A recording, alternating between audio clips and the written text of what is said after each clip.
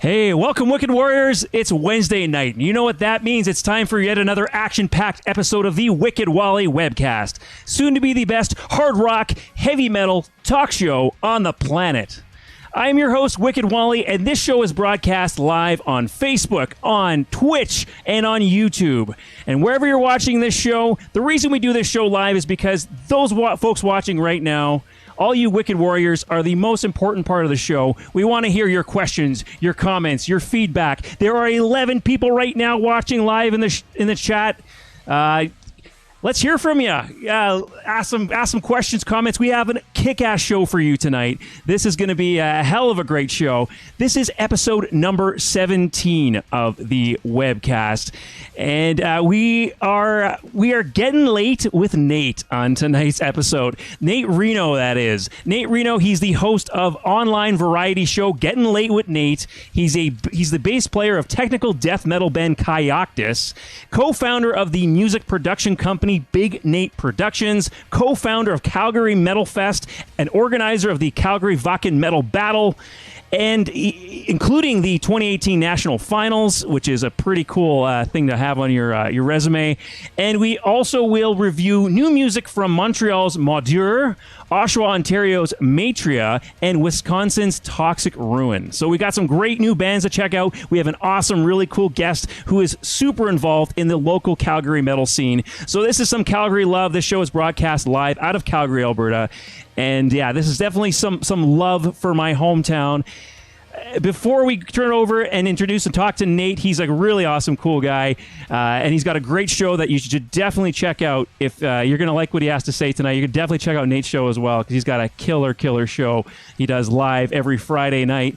So we're going to turn things over. I'm going to introduce my co-host for tonight, because once again, the studio is empty because it's COVID, and what can you do? But we will have as soon as we're allowed to, as soon as the government lets us, my co-host will be back in studio with me. But for now, everyone is virtual, including my co-host Jay. Oh, oops! There, a little sneak preview. Hey Jay, how's it going, man? I feel pretty insignificant after that whole intro you just gave Nate. It's like, look at this guy and all the awesome shit he does, and oh yeah, by the way, here's Jay. Oh, here's Jay. And then I'm good, man. How are you doing tonight? I'm doing great. The first chat message we have is from Nate, who is our guest. Yeehaw! Thanks for having me. Yeehaw is appropriate for Calgary. Oh man, I'm doing great tonight, man. I'm excited. I always look forward to Wednesday nights now. It's a global pandemic. We're locked inside. We're not legally allowed to have people at our homes, but this is a chance for all of us to spend time together, hang out together, and have a kick-ass time together. So, good way to spend hump day. Exactly, good way to spend hump day. Get through the rest of the week. So without further ado, we had a little chat with Nate before this. You're looking forward to tonight's episode, hey? Yeah, absolutely. 100%. All right, let's bring Nate on the call. Nate Reno, hello. how's it going, man? Thanks so much for being on tonight's show. Yes, a legend. You're welcome. You've really got your shit together, man. It's quite good job on the production here. Holy bud. Your studio's so nice. Like, wow. I'm impressed. Yeah, I worked on it. You know, it's funny. You and I are both part of this metal community. You've been a member of it and been involved in it longer than I have. You're kind of one of the, OG members, in my opinion. There's probably members before you, but we had the similar idea around the same time to do something like this. It's kind of funny that we both had the same kind of idea. Being bolted into your house will do that. Yeah, it's true too. I actually wanted to put this together before COVID became a thing, so it's something I've been working towards slowly for a long time now. But it was pretty cool. You've had a podcast before this, so this isn't your first time doing a live show. Getting Late with Nate. If we have anyone watching right now that doesn't know your show and hasn't watched your show, how would you explain to folks what your Friday night show is? Getting Late with Nate. It's just I interviews interesting people that I know just throughout running into them. And, I'm trying to kick up my comedy game and stuff, but, right. I initially the idea was, much like you were just saying there, I've been thinking about doing something like this forever, and this kind of forced me into it. But, I wanted it to be like, a Conan O'Brien kind of style thing, where there's, a skit and a monologue and all this stuff. And I tried to do that at the beginning, but man, that's too hard. It's too much pressure. So it's just kind of reverted back to a video version of the old podcast now, but it's a lot of fun to do. Well, I mean, you still play video segments. You have other creative people in the scene. You showcase their stuff on your show. So you still kind of have that variety element to your show. I was watching some of your more recent episodes, and we're going to check out an episode of this a little bit. The Pizza Police. I was pretty. Those guys, I was peeing myself laughing watching those videos the other night. Like, what the hell? That's what I mean. It's awesome. These guys are the shit, and they just live right up the road from me. It's so cool. But I mean, that's the thing. That's something you realize really quickly about doing something like this is that, as much as you want to be a one-man army and you have a vision for what you want to do, you need help. You need people to help you. You need to be involved with people. You need to the point of the show is your guests, is the folks that you talk to. It's not it's not you. It's you're a vehicle for the talent, for the other. So what you're doing now makes perfect sense. Yeah, I've kind of I've called it like my own personal art gallery a couple times, just right. And I got a hold of this guy. I'm not sure exactly where he's from. I want to say he's French, but I could be totally wrong. Called Place Boying, and he does these weird. I don't know. He takes like viral videos and remixes them and puts all this weird music to it and stuff. There's like 2-minute long little things, but they're incredibly absurd. Like he'll take Alex Jones, like pounding the desk a bunch of times. Oh yeah. A bunch of times, and like remix it and stuff. Yeah. And so that's just something I thought, like, wow, this guy's so talented. This has got to be shown. And I was able to find an email for him and ask him, and he's like, oh yeah, sure, thanks for asking. So it's cool to be able to reach out to people, whether it's somebody I don't know like them or Norm and Chad from the Pizza Police. And be like, hey, can I play your stuff on my show? And they're down. Because, yeah, I need material. It helps. Yeah. Thanks, everybody. 100%. And not only that, but it helps that late night aesthetic that you have. And I wanted to ask you about your theme song for your show, because it definitely, you listen to the theme song, you have the intro you put together, it's 100% like David Letterman. Jason, you were saying this before the show, right? Yeah, it sounds like a New York variety show, like the Saturday Night Live or Letterman or something, like with the whole horn intro song there. There's this it totally just kind of reminded me of like late night TV, but something from like New York, not from LA, right? Right. Interesting. Well, a very good analysis. My friend Elliot, he's in the credits every show, Elliot Ross. He has a jazz band called Moon Griffin. Nice. And I lived in Oregon. I grew up there until I was about 13, and then I did my last year of high school there. And I met him when I did my last year of high school, when I first started playing bass. And he was like just smoking everybody on the guitar. And then, so we graduated from high school, and he ended up going to some, I can't remember the name of the school, but some high fluting place out in Chicago. And that's where he started Moon Griffin. And he had a jazz band out there for like 10 years. And then, I'd go down there to visit, grandma and whatnot and the fam. And we hooked up. And then one day I was just like, man, I'm starting this show. Like, I was thinking, would you do the theme? And he's like, oh man, I got you. And then he did too. That's he did, awesome. yeah, 100%. He composed it. He played the drums, and then he got like all these like sick dudes to play the horn parts and like the bass and all that stuff. So actually, why don't we shout out to Elliot Ross. Why don't we listen to it for a second? Let's play it. How's that sound? I guess if you got it queued up there. If you can't handle differing opinions, do not watch this show. This is the beginning of Nate's. It's about a minute in. Oh, a little further? On warning that, yeah, it's about a minute Actively in. shows the consumption of tobacco, cannabis, and alcohol. If this offends you, do not watch this show. Warning. Yes, this is the big long warning I put to piss people off so that nobody can bitch. Like, it's like a minute long. I just keep listing stuff so that if you see me smoking, it's like fucking. Right. I told you not to watch. Don't watch the show. Yeah. If you don't, it's really effective. I feel like it gets a lot of people to hang up and not watch the show. So. But I haven't had any complaints. You know what it reminds me of actually quite a bit. Do you know of the I guess web show podcast, The Drunken Peasants? Yes, I do. You do. You can't say. Oh, you don't. Oh, okay. That's they've kind of they lost their biggest star from the show, but there was a YouTuber called the Amazing Atheist. I think he's still doing stuff, and then he went on that show, and has a very similar, like, in terms of the comedy, the stylings, the big overblown warning at the beginning. But it's awesome because it sets you up for what you're in store for. I mean. This show may discuss topics including, but not limited to, those in the realm of politics and conspiracy. How long does this go for? Incorrect format. If these topics offend you or make you uneasy, please do not watch this show. Warning: the producers of this show will do almost anything for a laugh. If comedy or extreme comedic premises offend you, please do not watch this show. It's almost done. It's almost done.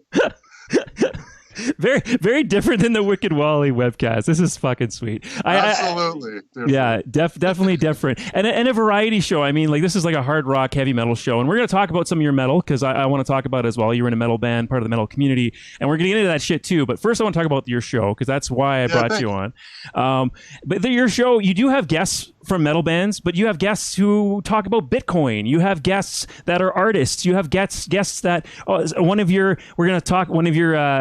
the Pizza Police actors actually made this cuff that I have here. Chad. Oh, nice. This is one of Chad's cuffs. So when we watch him later in the video, he made this cuff, and it's one of my favorites. I went from Juanita too, but I'm actually not wearing it tonight. So she was also on your show. So you have it's a variety show. Yes, there's some metal influence because that's who you are, but it's a variety show, and it's very, very it's for anybody. This show are not necessarily those of the producers, affiliates. Well, it's not ISPs. For the people that are offended by any of these things that he's listening. Unless you're offended easily, yeah. Not for those platforms, advertisers, partners, or alike. Coming from an undisclosed location inside the beautiful land of the Blackfoot Confederacy, nice. in Treaty 7 territory, Big Nate Productions presents Getting Late with Nate. Here's the song.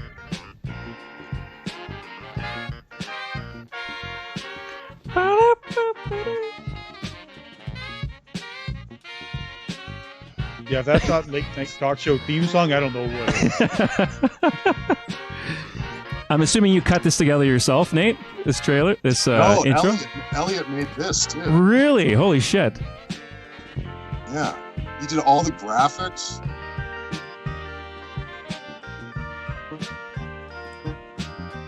Did he just take random videos from you, or? Yeah, I just took random videos of myself and sent them to him.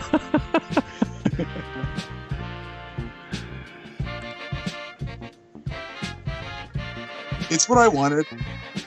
I just spun around in a chair really close up.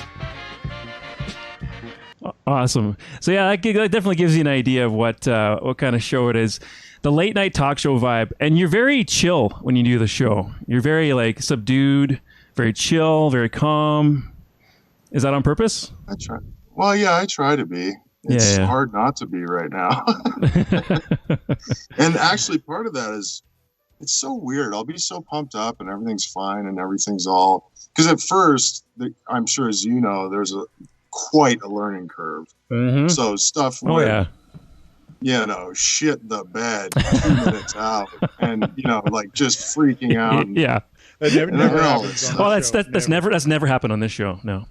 Never. But now, you know, I'm at episode whatever, I guess 28 or 9 or something like that, and Right. now it's like smooth. But I still, like 2 minutes before, you know, my heart starts pumping and I start getting all nervous and shit. And I don't know. I'm just trying to keep it together, really.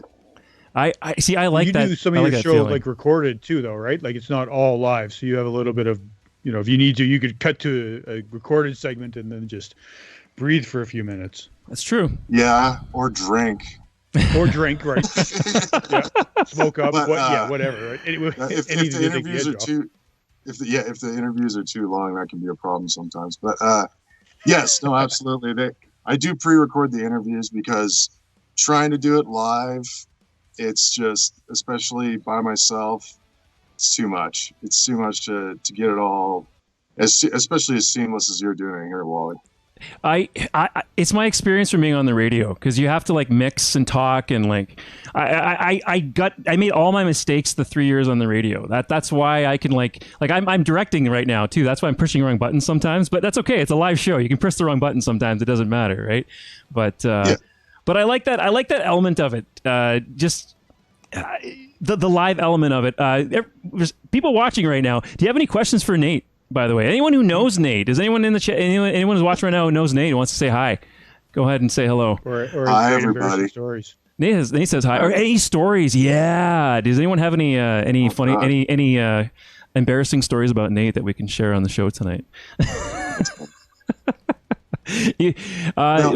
Go ahead. So I do enjoy the live aspect of it, though. Right. It's just hard to get used to with all of this, but I will. You know, that was the whole idea, is just start pumping out episodes, right, and just do them and just get better at them. Because sometimes, like, I'd take a break too, and I'd come back and be like, oh shit, you know, there's those 2 or 3 things that I just forgot at the end. You know, I didn't check the pre-flight checklist exactly, and you know, so it's from repetition and practice that it's getting better and smoother and easier. I think it is too. Like I've watched a number of your episodes, and I think the show is consistently getting better and better. And you're introducing some really interesting segments. We're going to talk about some of the cool live band recordings that you have on the show, that was insanely impressive for me when I saw that. I'm almost jealous that you could do that. It's so cool. But interviewing guests.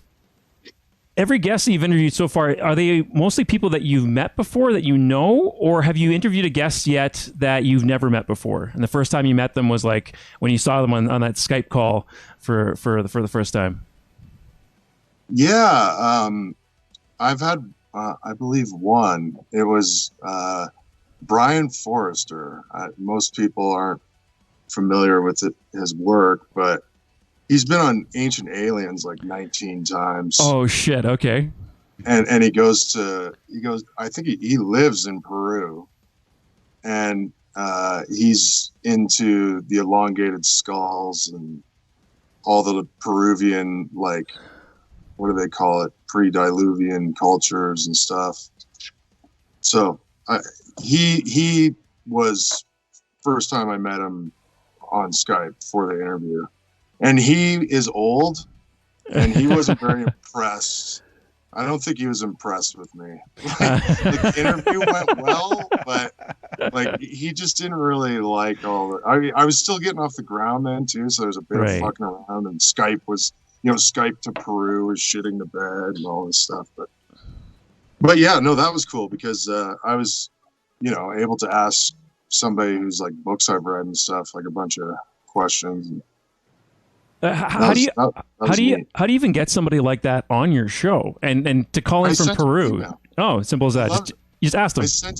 I sent him an email through his website. He responded to me in 2 minutes. I couldn't believe it. Nice. And that was kind of got me pumped up to go after bigger guests. Yeah. And then I don't know. I struck out a whole bunch, and now I'm gaining up the will again, but I've been there, dude. I've been there. That's exactly what it's like. And then you just return my text, Gene Hoagland, please.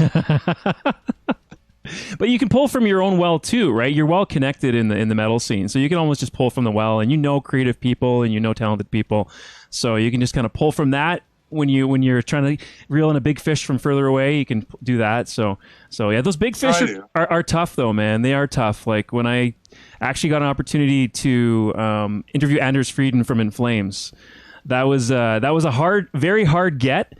It was a very quick interview, but it was fantastic. But it's hard. It's very difficult to get those big ass interviews. Not on this show, by the way. That was my old radio days. But eventually, I hope to build to that kind of caliber on the Wicked Wally webcast. But it takes time. Call up Anders now and be like, "Yo, dude, can you come on my show? Like, you don't have a cell phone number?" I know a guy who has a cell phone number. I know a guy who knows a guy. But will he give it to you? No. That's the only. So Wally needs some tips, everybody. If you're out there listening, hit that donate button, and Wally will get Anders Frieden on the webcast here. Yeah, there you go. That's right. That's the problem with trying to pull from the well, though. You know, like I'm like, hey, do you know this guy? And they're like, yeah, but I can't. Yeah, I can't do that. Like if you start asking for too many favors, you get really annoying to people pretty quick. Is what I've found. So. If it's favors, yes. If they have something to promote though, and something they want to talk about, then you're helping each other out. Then it's okay. Yeah, you gotta be cute, right? You can't just be all take. Yeah, that's one thing I try to do with the show too. It's always been like, we just put out a video this week. I try to keep it fresh as possible. It's like this is coming out this week or something. So I've been kind of lucky with the timing on all that stuff. What's the most surprising thing you've heard come out of a guest's mouth? Is there anything that's shocked you, or has it been pretty calm so far? Not really. Not really. I mean, some of the wacky stuff that Brian Forrester again was talking about, it was like, holy shit. Like I didn't know there was 8 sides to the pyramid. Did you know that? No. Yeah. Where's the other? If it's like the right day, it's like summer solstice or something, and you take an aerial photo of the pyramid, you can see it as concave sides, all the sides. Oh.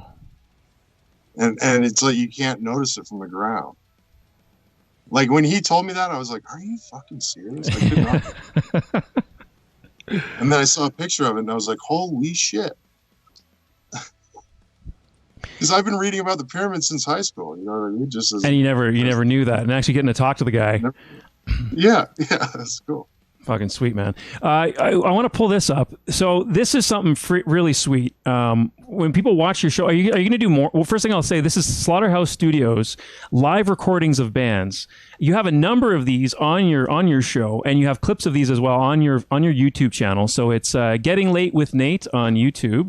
So definitely getting late, no G. Getting Late with Nate. Second G. Yeah. No second G. Gettin Late with Nate on YouTube. And a number of these live performances of some kick-ass bands.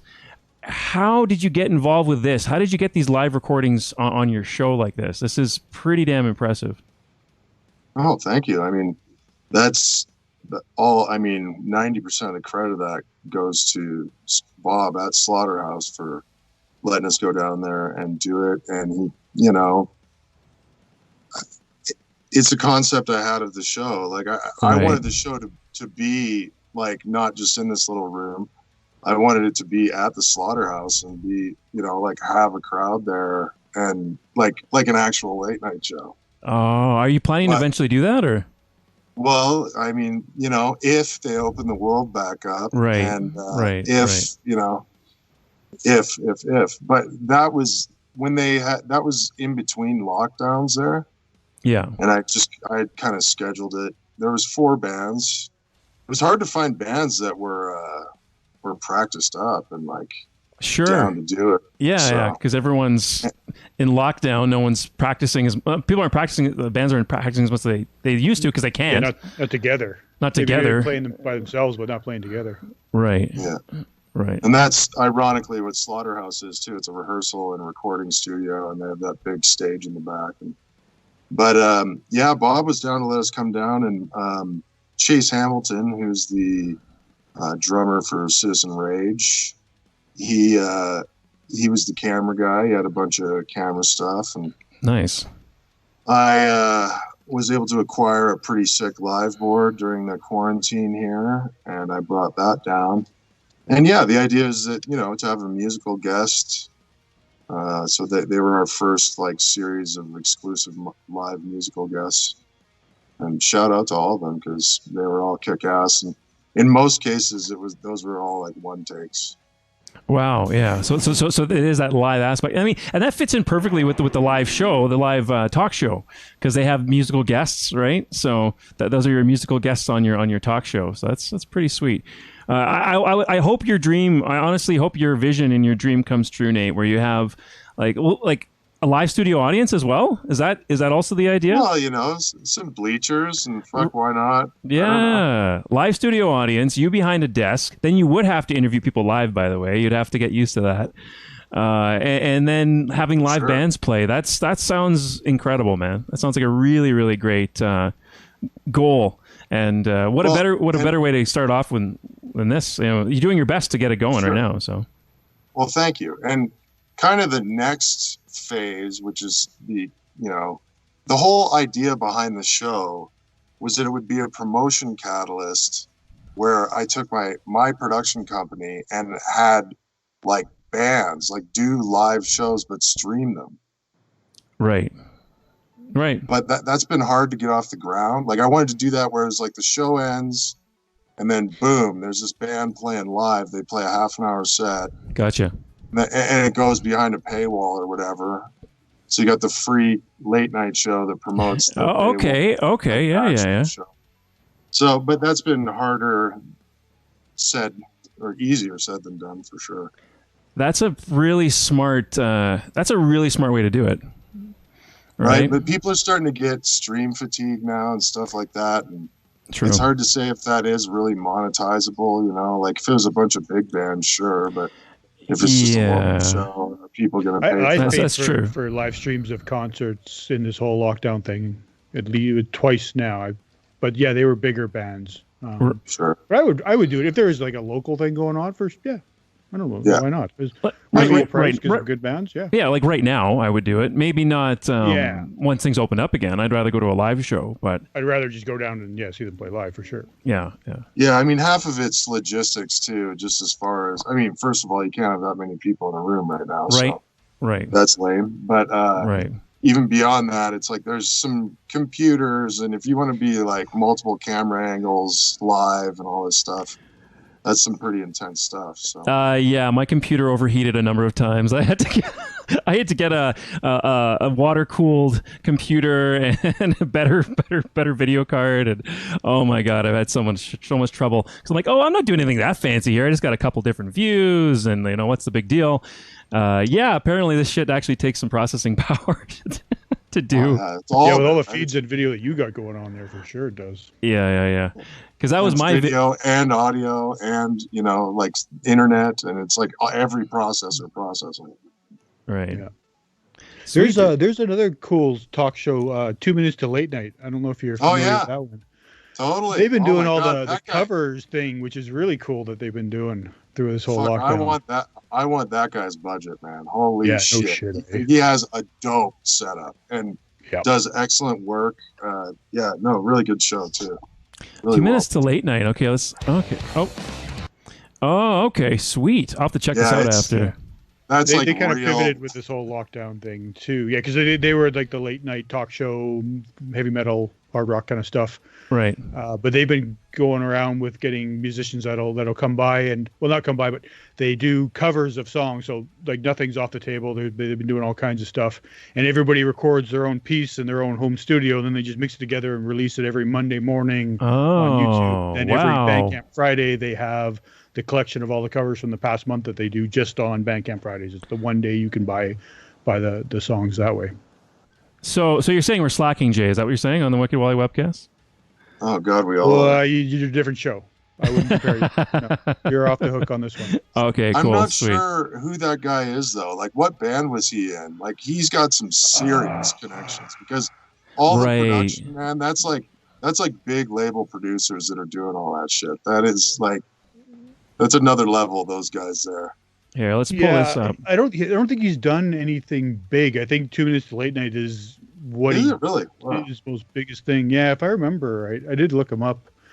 But I mean, he's got the Cave In is like the house band too, which I mean they've been around forever. So at least he's got them. But yeah, I think he's just kind of been in the scene for ages and knows people and never really had his own band. But I think he's been in a few bands. Fair enough. But yeah, he got this that's just taken off, or at least done well for them anyways, it seems like. Covers is a good thing too, because it plays really well to the YouTube algorithm, right? People are going to be searching for shit that they know already, so they're going to find covers. Always is a really great way to get additional exposure, so that's a smart way to do it too. But enough about this other show. We're going to talk about Gettin Late with Nate. That's a good one. Check that one out too. It is a good one, man. Yeah, I want to check it out now. I didn't even know about this till now. So yeah, 91,000 subscribers. So they're doing well, and looks like the production is really awesome. I'll have to check it out. That sounds wicked. But I want to actually watch the thing you're involved with here. Oh, what happened there? Sure. Boop, boop, boop. Fit to screen. Fit to screen. There we go. That works. All right. Yeah, I want to check this out. So a number of different bands. We mentioned that before. We'll give them a shout out. I'll pull them up out here in a bit. We'll give a shout out to the other bands that did this live performance, this one take live shoot performance with Gettin Late with Nate and Slaughterhouse Studios. We'll talk more about Slaughterhouse Studios in a bit after this too. But I have a soft spot for Vertigo. They were one of my first guests back on the radio show, and I just think they're really sweet dudes. You've interviewed them on your show as well. They're like Shaddy and Reed you had on your show recently, right? Yep. Yeah, they're really good guys. So yeah, let's. This is just a clip from. This is within the episode. I think you have it as a separate video too, but it also accompanied by the interview with the band. Just really well done. Let's just check it out.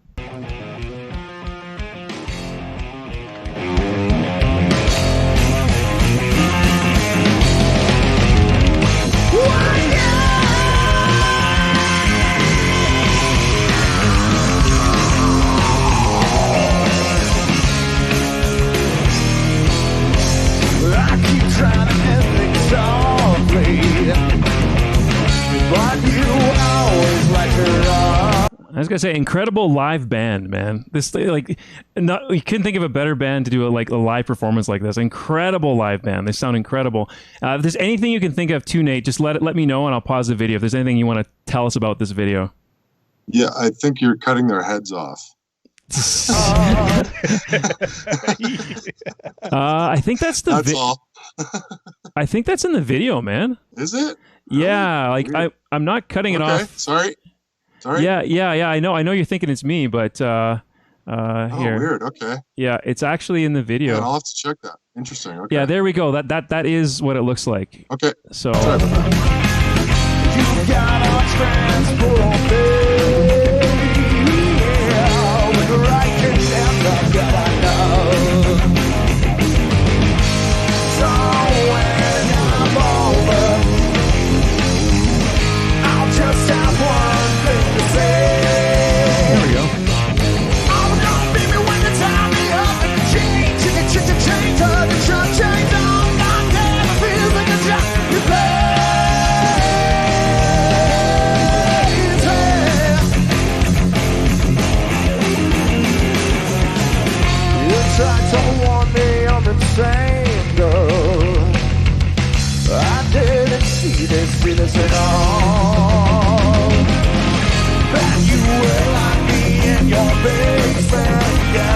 Okay, and I got a huge shout out to everyone watching live. We have a ton of videos here. We have a ton of messages here. I always forget to check the multi-stream chat. I apologize. We got no comments from Twitch, but we have a ton of comments from Facebook. Nancy Barnes says Yahoo as well. Says hi, Nate. Nancy, actually, let everyone know who's Nancy, Nate. Oh, you're muted, I think, right now, Nate. Sorry. No worries. Nancy's my good pal. She's helps me out in Big Nate Productions, keeps everything smooth, helps me out on the show, does a bunch of web stuff for everything, and she's just an all-around rad person and loves the scene, and we hang out and have a good time and make it all happen. And Diane in the chat says, hi, Big Nate, how big are you? And we covered that earlier. You're 6'6" and change. Yeah. 285.90. And then she says, every girl crazy about a well-dressed man. I think Diane likes your shirt, Nate. Your Canadian shirt. Gosh. There you go. You got a fan. Sorry, Diane, I'm taken. Sorry. And then, Thanks. yeah, that Maple Leaf shirt is top notch. Let's see. Are those cassette tapes behind Jason? I thought it was porn. Nope. Both you and Diane are wrong. No, video games. They're all video games behind me. Video games. NES, SNES, that kind of stuff. Awesome. And then let's see. Chay's in the chat from Kyoktys. You know who that is. The lead. He's also a lead vocalist of your of Kyoktys, which we're going to talk about a bit later. That just popped up just now. There you go. You're back on track with the chat messages. I am. I'm watching, but I can't cast to my TV, so I'm losing my mind. I can't help you with that, Jay. It's on Twitch. Yeah, Twitch. It's on Twitch. Yes, Twitch. Yeah. Yeah, you can cast Twitch. Yeah. All right, cool. Just want to get to the chat because I forgot to click that button, and I'm not ignoring you. Thanks so much for the messages. So people are in the chat. They are like, it's so quiet tonight. So thank you. I'm watching now. I've been responding to them in the chat at least. So. All right. Yeah. So yeah, definitely we're gonna keep answering your questions and talking about your comments. Now you're part of the party. I'm watching, and yeah, let's check out some more in Vertigo. With our rope and voodoo dolls. So when it's over, and I'm still sober, my only question out here for you, will you still wanna play? How long, baby, when you tie me up and you change up, change down, down, down, it feels like a trap.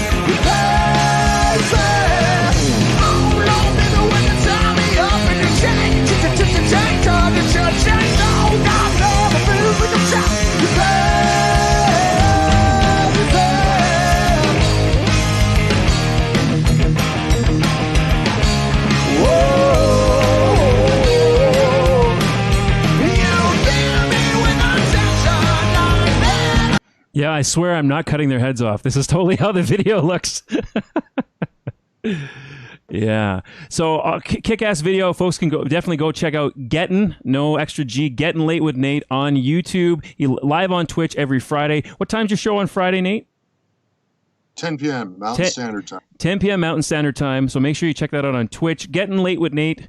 You're on Facebook as well. Definitely check that out. Other awesome guests you've had. A lot of performances. There's Loon Attack, right? Nikki. Loon Attack, yeah. Loon Attack. Sorry, I'm not saying it right. Loon Attack. I'm adding an extra syllable. Loon Attack. Yeah, correct me if I'm saying any of these wrong. Nikki V Baby Doll. Nikki V is the artist and the name. Oh, the song is Baby Doll. Nikki V in Vertigo. Let's see. Woodhawk. That's awesome. That's killer. Yeah, Woodhawk. Love Woodhawk. Yeah, we did two sessions of it. So the first session was Woodhawk and in Vertigo, and then the second session was Loon Attack and Nikki. Nice. Do you have any more planned for the? Well, I guess you can't keep people together right now, can you? Yeah, Slaughterhouse is closed. It has to be. Fuck yeah, man. It sucks. So but yeah, I have a whole bunch of stuff planned to do there. Definitely. But again, I don't have any of the live performances booked right now because everybody's out of practice again. Fair enough. Yeah, fair enough. So we'll see how that goes. I want to do more. I want to get it crazier, but we'll see. Hopefully it opens up soon here. It looks like it might. So. Just keep plugging away, keep plugging away, keep the show going, and things will change eventually. And you'll just build an audience in the meantime. And once all of a sudden shit's going to get like way better, you're just going to, blow up. Yeah, sure. Yeah, man. Yeah. I mean, I figured I'd get all the awkward, weird stuff out of the way. That's what I'm doing, like just in my own self and doing it. So I think that's what I'm doing, and it'll only get better. Yeah, man. I want to chat about Slaughterhouse Studios. Let's give them a shout out because I looked into this, and this is impressive, man. I didn't know about this myself. This is a rehearsal and production studio. It's in minutes away from downtown Calgary. And you look at the studios. I'm going to pull this up if it'll let me. My internet's not working. Reload. There we go. Studios. There we go. Studios. So 6 large rooms. This is pretty sick. Like, you see the size of the rooms here, the different floor, the kill floor, the big cooler, west wing, beer gardens, the gym V, the vault. So if you were going to do your future live show, do you know which room you would try to do it in, Nate? Or you would work your way up to bigger rooms? Well, preferably where they were shot, which is where those live performances were shot, which is behind the kill floor. The kill floor is a pretty big room. The kill floor, nice. Okay, West Wing kill floor. The kill floor. It's a good name too. Kill floor. So yeah, this is the studio space. So this is really wicked. So folks can, if you're in a band, if you need a rehearsal space, if I guess you can shoot a video in here too. Apparently, so absolutely. Yeah. If you want to shoot some sort of video in here, the rates are really reasonable. I was really impressed with how reasonable the rates were, especially as you get into more and more. Like, as soon as you get to like 2, 3, 4 players, it's not bad. Like $25 a person, like to have for a 3-hour session. Is that what it's? 3-hour session and $37 per additional session. Like that's not bad at all. Yeah, no, for sure. I mean, you're really treating yourself if you go there. It's good that it's that affordable and people should, because all the rooms are like acoustically treated and stuff. So right. Everything's pretty ideal. They got pretty kick-ass PAs there. You have to bring your own gear, which some people don't like, but okay. I mean, like they do charge on top of all that for gear, but it's all on one level. You don't have to bring it up or downstairs, and and I have to jam with my stuff personally, so that's why there's lots of metal bands, lots of rock bands, but all kinds of stuff really too goes in there for sure. Yeah, it's pretty sweet. And we were talking before the show, and you're saying that originally you were trying to do a lot of your own segments and your own little because a lot of late night talk shows have variety segments. So like you look at the Jimmy Fallon, and he's got guests playing doing game shows, or you look at old Johnny Carson, and they had skits, different skits and comedy bits and that kind of thing.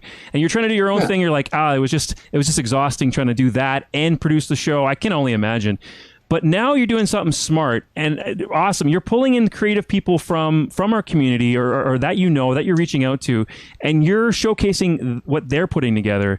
And that's a great idea. It's a smart idea. It's smart for you, so you save your sanity, and it's smart because you're also building connections with other people, and you're giving exposure to these other creative people. So was that like a survival tactic, or did you think like, hey, this is a smart move for me to actually like start featuring other people's shit?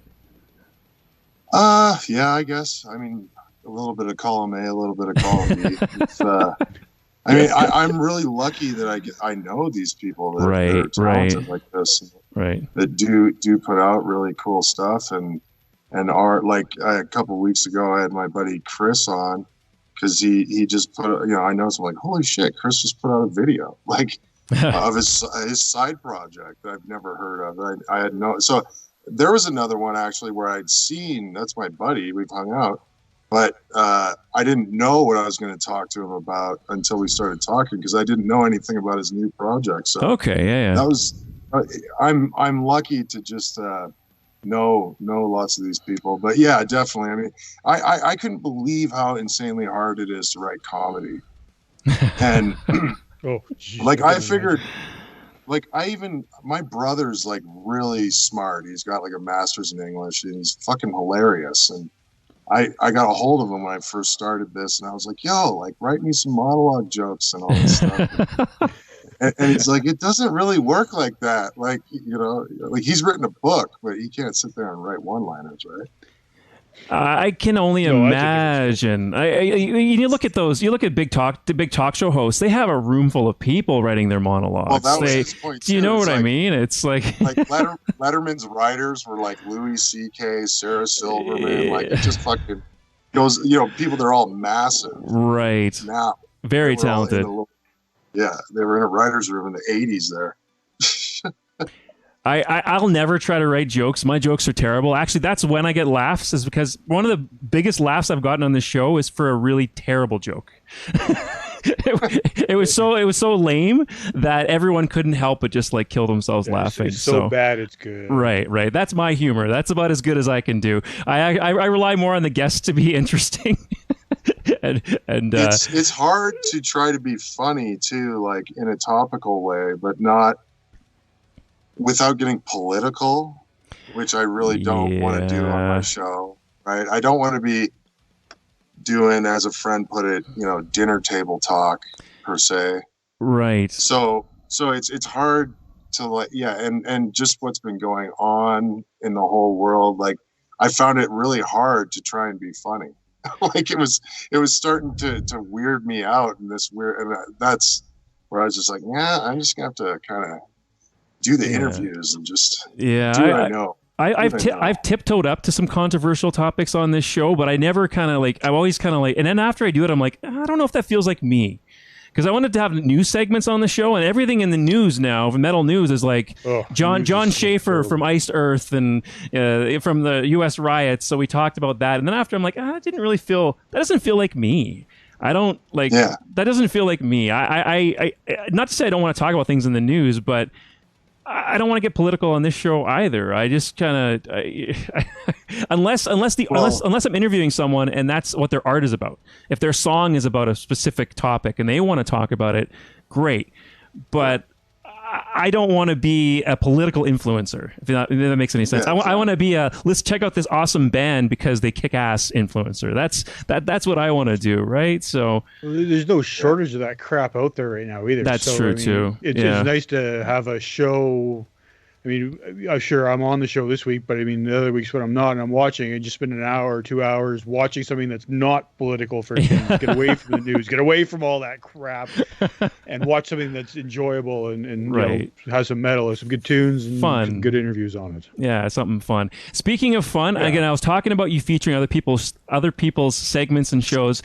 Jay and I were laughing about this one.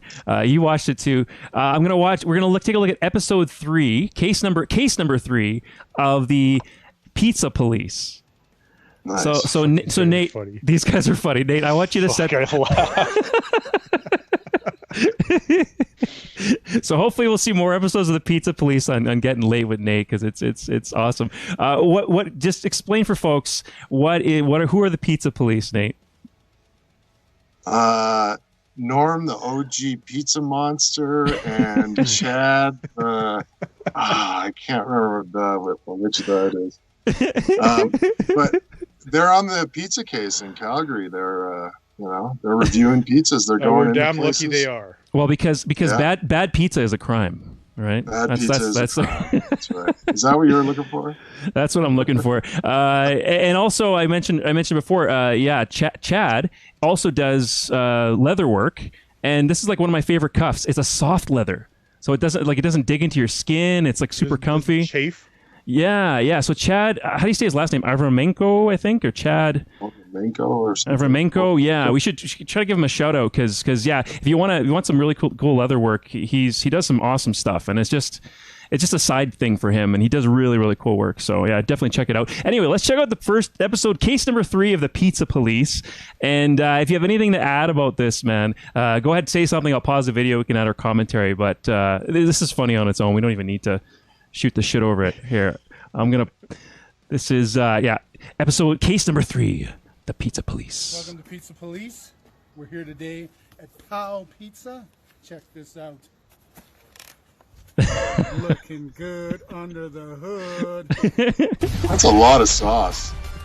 That is a lot of sauce. I like a saucy pizza. Oh yeah.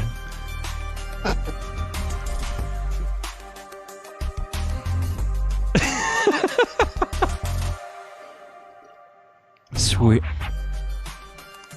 Yeah.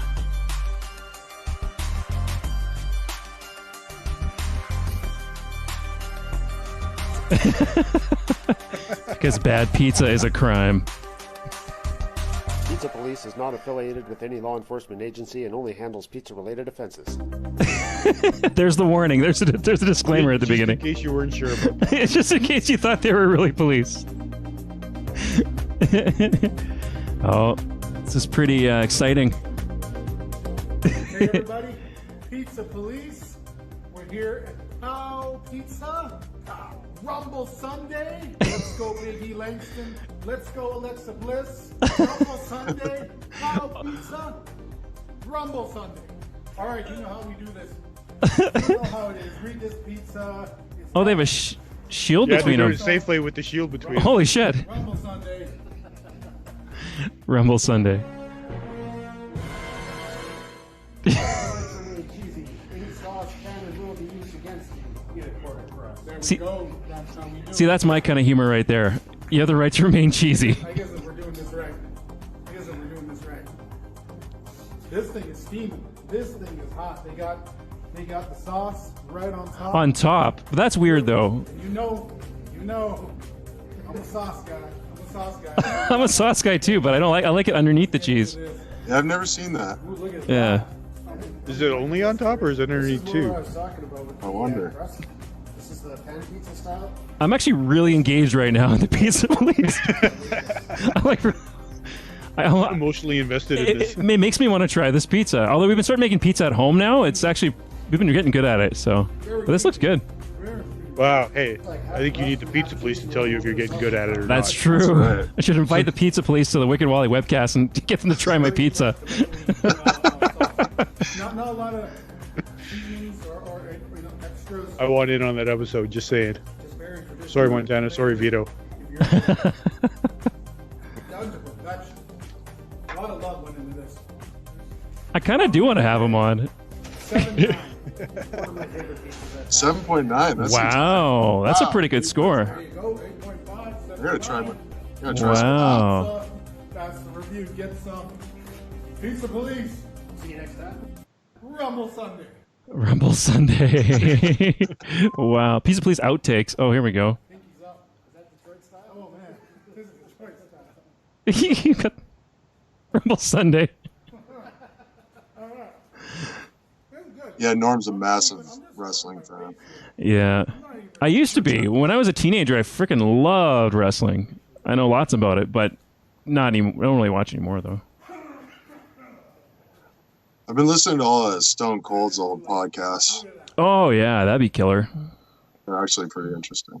Yeah, that'd be pretty good. They have what is it? What's the wrestling league here? I forget what it's called now. There's wrestling in Calgary. There's like I know. amateur. I want to see it.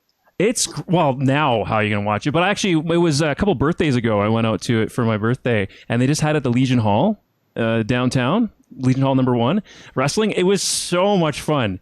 I had friends that came with me. I was the only wrestling fan there. No one else knew about it, and everyone had a good time that night. Everyone, because it just, even if you don't like get into it, like you're interested in the storyline or the characters or whatever or the athleticism, it's at least kind of funny.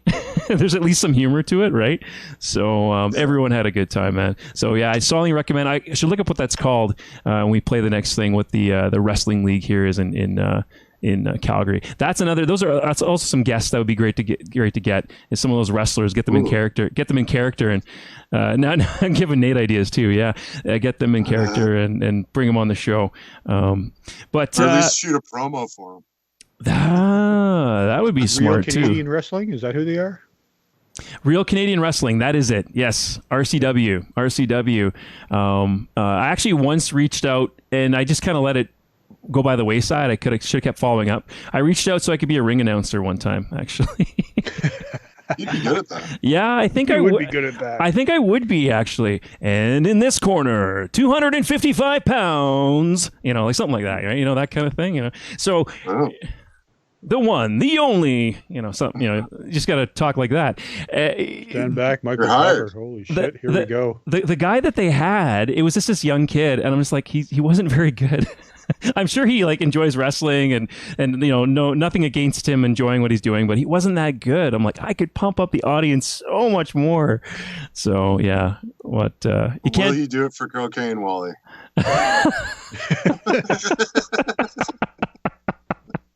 I do it for free. Never tried cocaine. It's not that's not my jam, man. Yeah, well, me neither. That's good. All right, kids, don't do cocaine.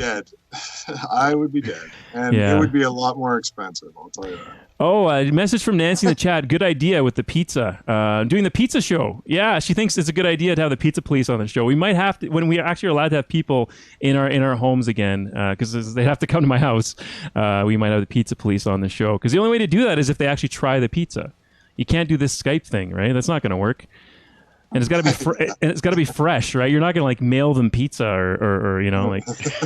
Or put this here up for 8 to 10 minutes. Yeah, exactly. Warm it up, and then I guess maybe we could do it that way. Send them a take and bake pizza.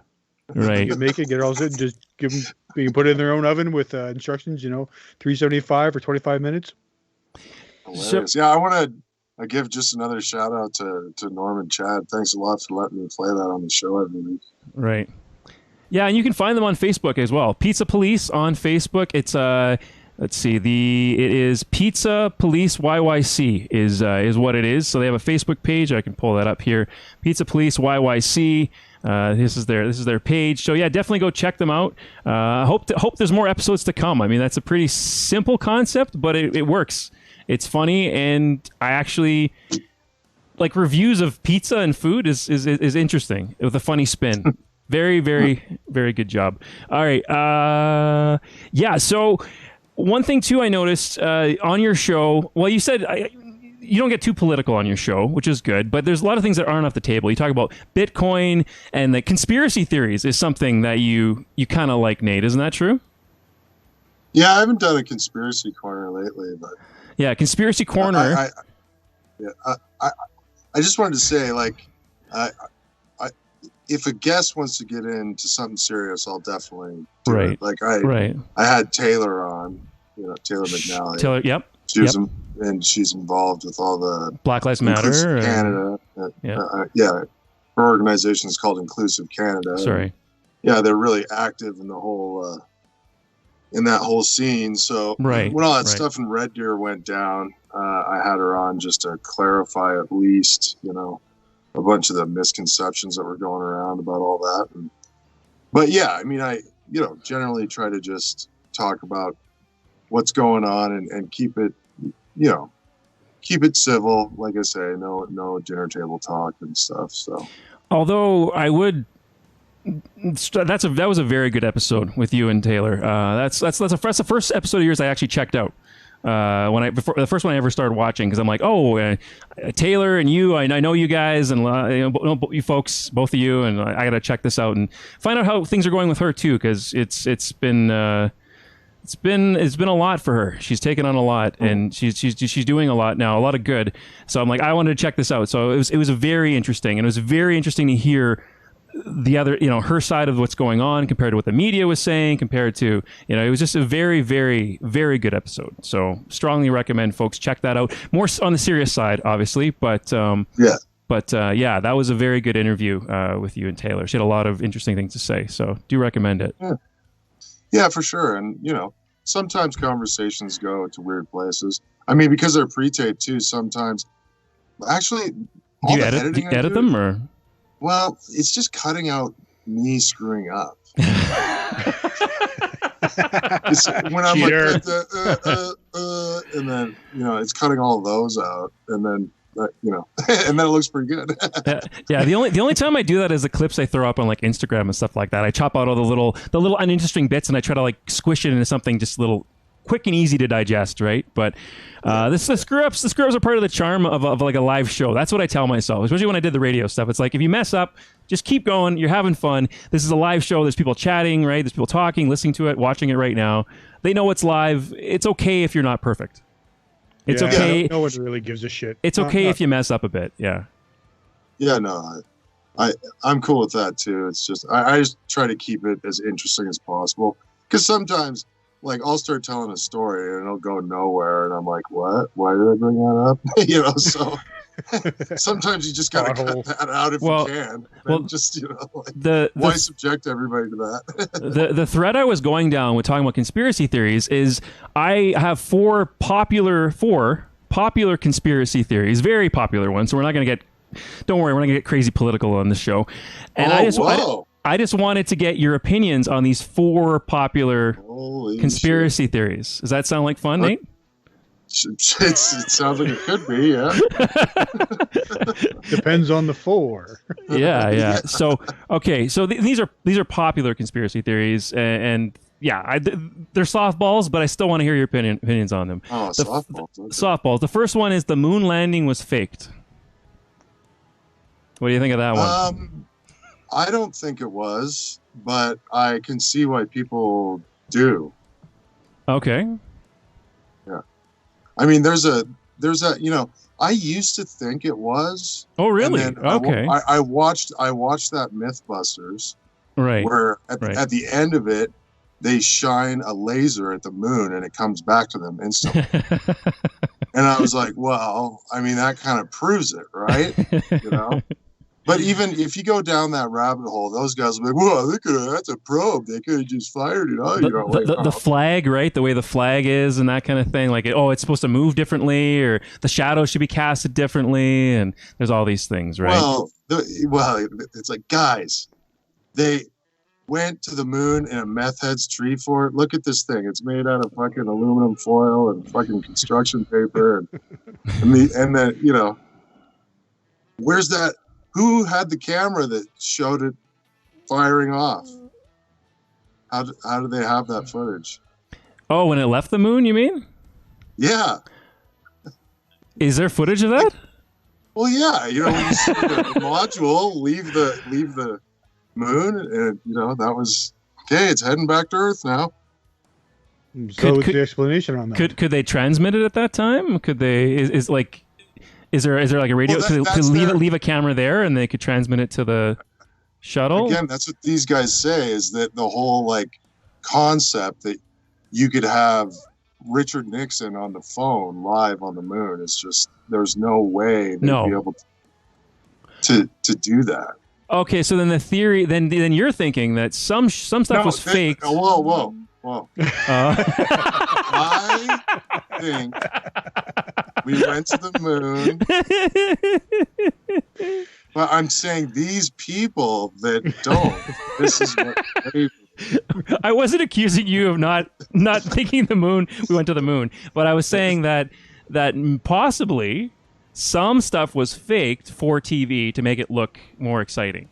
There was some production going on. There was some trickery. There was some embellishments going on to make the U.S. look even better, or to make a better experience for someone watching at home. Mm-hmm. Yeah, maybe. And the list goes on and on. Like, all the original footage of it is gone now, and all the original telemetry of it is all gone. And all right, I thought these were softballs. I don't think that they are. Let's go to the next conspiracy theory. Okay. Cool. Okay. This is number 2. The Illuminati. The Illuminati. Is that a thing? Are they real? Well, probably. I mean, probably. It's probably not called that, though. It's probably something else. And that's just the cartoon anamorphized. I didn't even say it right. Yeah, what does the chat think? Jason put that in the chat. What do folks in the chat think? Did we go to the moon? What do you think? And what do you think of the Illuminati? I want to hear folks' opinions on this as well. So I mean, of course, billionaires are going to get in a room together. I don't know. I don't see that as some huge conspiracy. There's only so many people who are billionaires on this planet. Right. And they could fit in a football stadium. So, or a very smaller than that. So. And it's not a far stretch to say that there's a number of them that get together and plan shit. Of course. Yeah. That's where government meets big corporation, meets big industry, meets. Right. Yeah, it's all the fucking assholes with all the fucking money. So is it guys in robes and weird traditions, or is it just a bunch of rich dudes trying to make more money? Mostly dudes. If it is, it's nowhere near as glorious as the stories are going to make it out to be, right? It's just going to be everyday dudes not everyday dudes, but everyday billionaires doing their thing, right? I mean, Illuminati, from what I understand, is it's like the big overall term. Wait, we got a comment in the chat. James Duncan. James from Oh crap, we're in for it now. James is watching. That's freaking cool. All right. So James says here, don't get me started. Yeah, exactly. This is I have been on the phone with James Duncan about this shit for hours. He's a guitarist for Divinity, by the way, if folks are watching right now. And we had him on the show. We had an awesome time with him on the show. Yeah, we kind of started going down this path with him too. A little bit. But at the same time, James was very measured in what he talked about.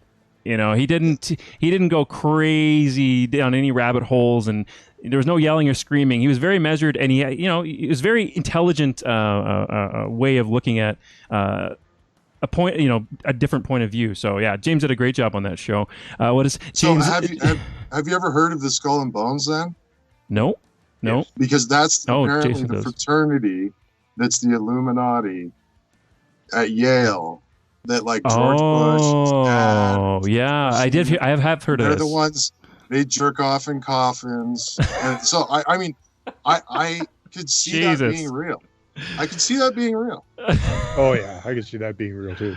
Yep. Fraternities do all kinds of stupid things, not just ones at Yale. All right, well, I'm sure there's got to be one at Harvard too, right? Let's move to the next one because we'll be here all night, and I know you only have so much time tonight, Nate. Lizard people. Lizard people, yeah, that's number that's 3. Hilarious. That's where David Icke loses a guy. Eh? It's like he's making all this sense with the Queen and blah blah blah, and then it gets to there, and it's like, wait, who's David Icke? Oh, he's long since been removed, like Alex Jones, but okay, I got you. He was the guy that basically coined the term shape-shifting lizard people. Oh, okay. I'm looking at photos this right I'm now. not familiar with. What's the lizard people? Is this him? Well, he claims that our overlords are a reptilian race, and the Queen is all connected to him, and she has to eat babies to keep her shape, so she's shape-shift into a lizard and all this shit. And right, and this is like Donald Trump fighting the pedophiles thing too, right? Yeah, well, right on. Of course, anybody will believe, if you tell a big enough lie, and they'll bigger the lie, the more people believe it. James says in the chat, "I'm writing new music. Thanks, Wally." He's like, "I'm not touching any of this with a 10-foot pole." That's awesome, though. It's great you're writing new music. Divinity is an amazing band. So, from Calgary, Lizard. Their new record. Check out just out in December. Devoid, absolutely. Hold on. So final one is Flat Earth. Flat Earth. Oh, that's not a conspiracy theory. That's true. Yeah. No. Okay. No. Yeah. No. I watched the Invention. I listened. Go ahead. I listened to this stuff and I was like, wow, interesting. And then I watched the documentary about it on Netflix, and they tried to do all this stuff. Like they had this super high powered laser, and they basically set up like 3 hoops, however, like 1,000 feet away. Okay. To prove with this high powered laser that it was flat. There was no curvature. You're right. They couldn't do it. They couldn't do it. I saw that video. They had this other, and it was like a $30,000 like handheld laser. It's crazy. Right. And then they had this other thing, some kind of gyroscope, and this will measure the 15 degrees that happens every day. They explain the math.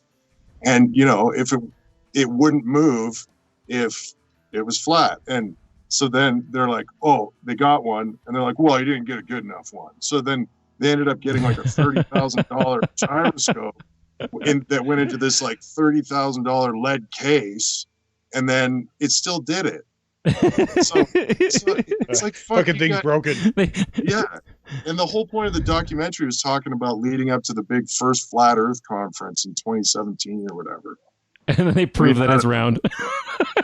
Yeah. At the end, but they're still going for it. Like they're still doing it. Like now it's a movement. Now it's bigger than them. Like blah, blah, blah. I don't know. I wonder those guys are just trolling everybody just for shits and giggles. Just for the lulz. I don't think so. I think there's people maybe there are a few trolls out there, but I think there are people that honestly believe it. Well, I think a lot of that is religious. Like, you know, people who don't believe in anything but the Bible, that's what they think. Oh yeah, fair enough. One quick correction. You know what I mean? James Duncan from Divinity. Their latest album's called Invention. Devoid is one of the. I just want to make sure folks know if they want to go check it out. Devoid is one of the singles. The first single they released on the album, but Invention is the name of the album. There's a title track as well. That's my favorite song on the album too, by the way. Invention is the title track. And then James from Divinity. So thanks for tuning in, man. If you were all powerful, money is. So number one, if you were all powerful, money isn't enough. ... I don't know what he's commenting on there. Something we were talking about. And number two, metaphors are key. I don't know what he's referring to with everything we just spit out in the last bit of conversation. Yeah. Like I said, James and I have talked about this stuff in depth. So I'm sure. Have me on. Let's just do a full bore conspiracy one. Okay, the next thing I want to talk about is okay, we talked about Getting Late with Nate. I think we gave people lots of reasons to go check it out. They see what kind of person you are. They see all the crazy shit that you know about. They see the cool music, live music. They also got to see the cool segments that you feature. And there's much more. So it's a variety show, late night talk show style. Definitely go check out Getting Late with Nate. It's a funny show. Great, especially now it's on Friday nights when people have less to do. So, you know, have a beverage, or if you don't drink, just chill out, or maybe, you know, have some Mary Jane, whatever you want to do. Just chill out, have a good night, watch them Getting Late with Nate. It's a lot of fun, and you're in the chat, so you can message you know, ask questions and messages and stuff, just like this show. So really cool show. But I wanted to talk about your background, because there's a reason why. I guess people care who you are. Without a nicer way to say it. But actually, you know, the reason you know a lot of people in the artistic people in the arts and in the metal community and the music community. One thing is you're still a member, I believe, still a member of Kyoktys, because is Kyoktys still a band technically? Like, are you guys still? Oh, yeah. Okay, yeah, you're still going. So Kyoktys, I guess. Death metal, is that the best way to describe it, or how would you describe the? Sure, yeah. Death metal, yeah. Progressive death metal. I don't know. Yeah, and we had Che in the chat. Oh, a bunch. Why you got to put a label on everything, Wally? Why you got to just put everything in a little box? No genres. That's a thing now. Is no metal band wants to be a genre. We're our own unique thing, and we're not. I'm like, that's thrash metal. And they're like, no, we're our own unique. We're our own unique flower. We're not. It's like, it's just easier to, the label is just so it's shorthand. So it's like, oh, I like something I like another band that's that genre. Maybe I'll give them a check them out. That's the only thing a genre does. Even if you're not quite exactly 100%, maybe you're thrash and you're like 10% black metal or something. It's like, anyway, that's my rant on that. But anyway, you're the bass player for that band. We had Che in the chat, who's the vocalist of the band. Ryan Boyko on drums, and Doug McKinnon is the guitarist for the band. Sorry. No, has it changed? Ryan Boyko hasn't been in the band for a while. Where are you reading that from, so I can go change it? Oh, okay. I got this. I got this from Metal Archives. Oh, wow, crazy! Yeah. No, our new drummer's Craig Bartow. Sorry. That's okay. Yeah, no, we've had him since about 2018. Oh, okay, great. And is the rest of the lineup still right, or no? Yeah, for sure. Okay, awesome. Yeah. And we were all rehearsed. This is such a shitty story. We were all rehearsed to play my buddy's memorial show, which was March 14th. Oh, fuck. And everything got shut down. Oh, March 14th? Oh, man. So we were all practiced up for 2020 there. We had a 6 set ready. And we're going to show off a new tune and everything. Fuck. But I'm sorry, man. For sure. But yeah, no, it's okay. I just wanted to kind of let people know who are asking about this stuff that we haven't, been able to be active during all this stuff because of various reasons. But right. As soon as we can all get back together, we will. We want to be. I got to play, man. It's driving me nuts. Absolutely. And a couple more comments in the chat. if Wally tells me, then I check it the fuck out. F out. In terms of checking out your show. Yeah, awesome, dude. Dale Westendorp in the chat says, weed indeed, Wally. Thank you, Dale, for that comment. Yeah, I think it goes well with your brand of humor in your show. And that's not an insult. That's not an insult. That's I think it would just enhance the experience. And then Nate is producing Brett's new drum video. Oh, really? Drumming with Brett? No, I was asking the question if it was drumming with Brett. Oh, okay. I guess this will be the craziest one ever. This will be the best produced drumming with Brett by far. Nice. Yeah, no, we've been working together. That's one of the things coming up at Slaughterhouse when everything opens up here. Nice. He wanted to get pyro and all this stuff. We couldn't do that, unfortunately, but he had me look into it. Yeah, indoors in the Slaughterhouse studios. Well, there was many options that were brought up. We can't do it indoors. Can't do it indoors. There's multiple reasons. But I did have to ask him, and priced it out a bit and stuff. But it's insanely expensive as well. But we could have done it outside too. There were options, but it's just too expensive to do. So but he just wants to make the best gosh darn drum playthrough videos you ever did see. So nice. We're doing 5 tunes, and he's going to do some speaking stuff. I'm not sure exactly what the content of that is yet. Yeah, but you have to have a little bit of his humor. Yeah, you have to what makes those videos even better is his dad humor. He's got like the most daddiest dad humor ever, and I love it. I piss myself laughing watching his drum videos. So you have to, as good as it looks, I thought probably even be funnier if it's like super polished, super like professional looking, and then he throws out just some stupid joke. I think it's just gonna it's gonna elevate it. I think it's just gonna elevate it that much more because everything else is just dead serious, and he just throws out some sort of silly comment. So yeah, definitely let him talk a little bit at least on that video. Yeah. I recommend that. It's his baby. I'm sure it'll definitely at least be a B-reel. That's for sure. Yeah, he's a funny guy. So I got this queued up right now. I wanted to watch just a little bit of your live performance. This is a live performance I found on YouTube. Kyoktys Transcend live at Calgary Metal Fest. So this has got to go a little ways back. This is at the Dickens Pub, I believe. Yeah, I believe that's 13. 2013? 13. Yeah. Yeah, 2013. The Metal Fest ran for 5 years, Calgary Metal Fest? Yeah, that's correct. 5 years, yeah. The Calgary Metal Fest, you organized that as part of Big Nate Productions with Nancy, right, and some other folks. What are you ever going to bring it back? I know you put it to bed years ago because it's a lot of work to put together like a multi-day festival in multiple venues. Are you ever thinking about bringing that back? Oh, we'll see. Could be. Well, yeah. I won't say never, but I mean, never say never. Yeah, we'll see how everything kicks back up here because it might just slingshot the other way where all of a sudden there's all this crazy opportunity, right? And everybody wants to do something, and that the music business is it's a thing, and it's not. Like as a musician, I kind of just got into that stuff because I was like, well, I can do it. So I did it. And I don't really necessarily like it. Do you know what I mean? Like, that's kind of why I got you.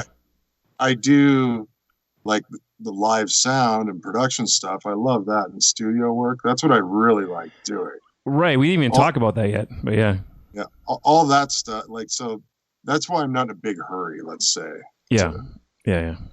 But it's definitely a possibility. Like I say, it could turn out that all of a sudden my phone starts ringing. It's like, let's do it, man. I don't know. So could happen.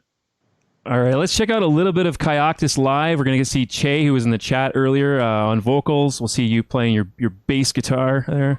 Your bass, I should say. It's our new song. It's our new song, so we want to fucking kick your asses with it. Rowdy. Here we go. Go a little further in. There we go.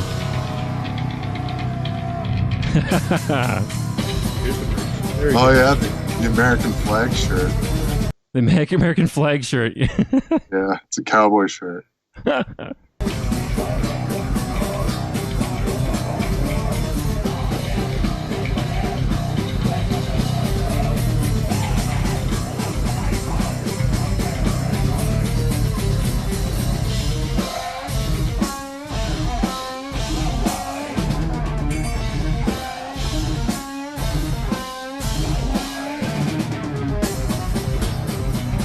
Yeah, there you are in the back with that. That shirt just stands right. That shirt just stands out, man. That's That was a good time.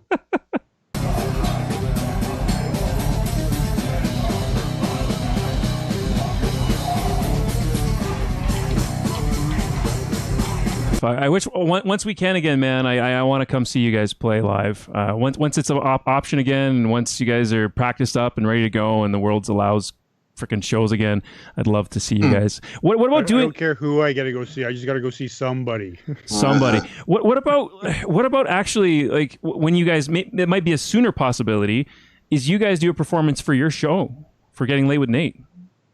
Yeah, no, trust me. I've always wanted to do that. We'll do it as soon as we can. Yeah.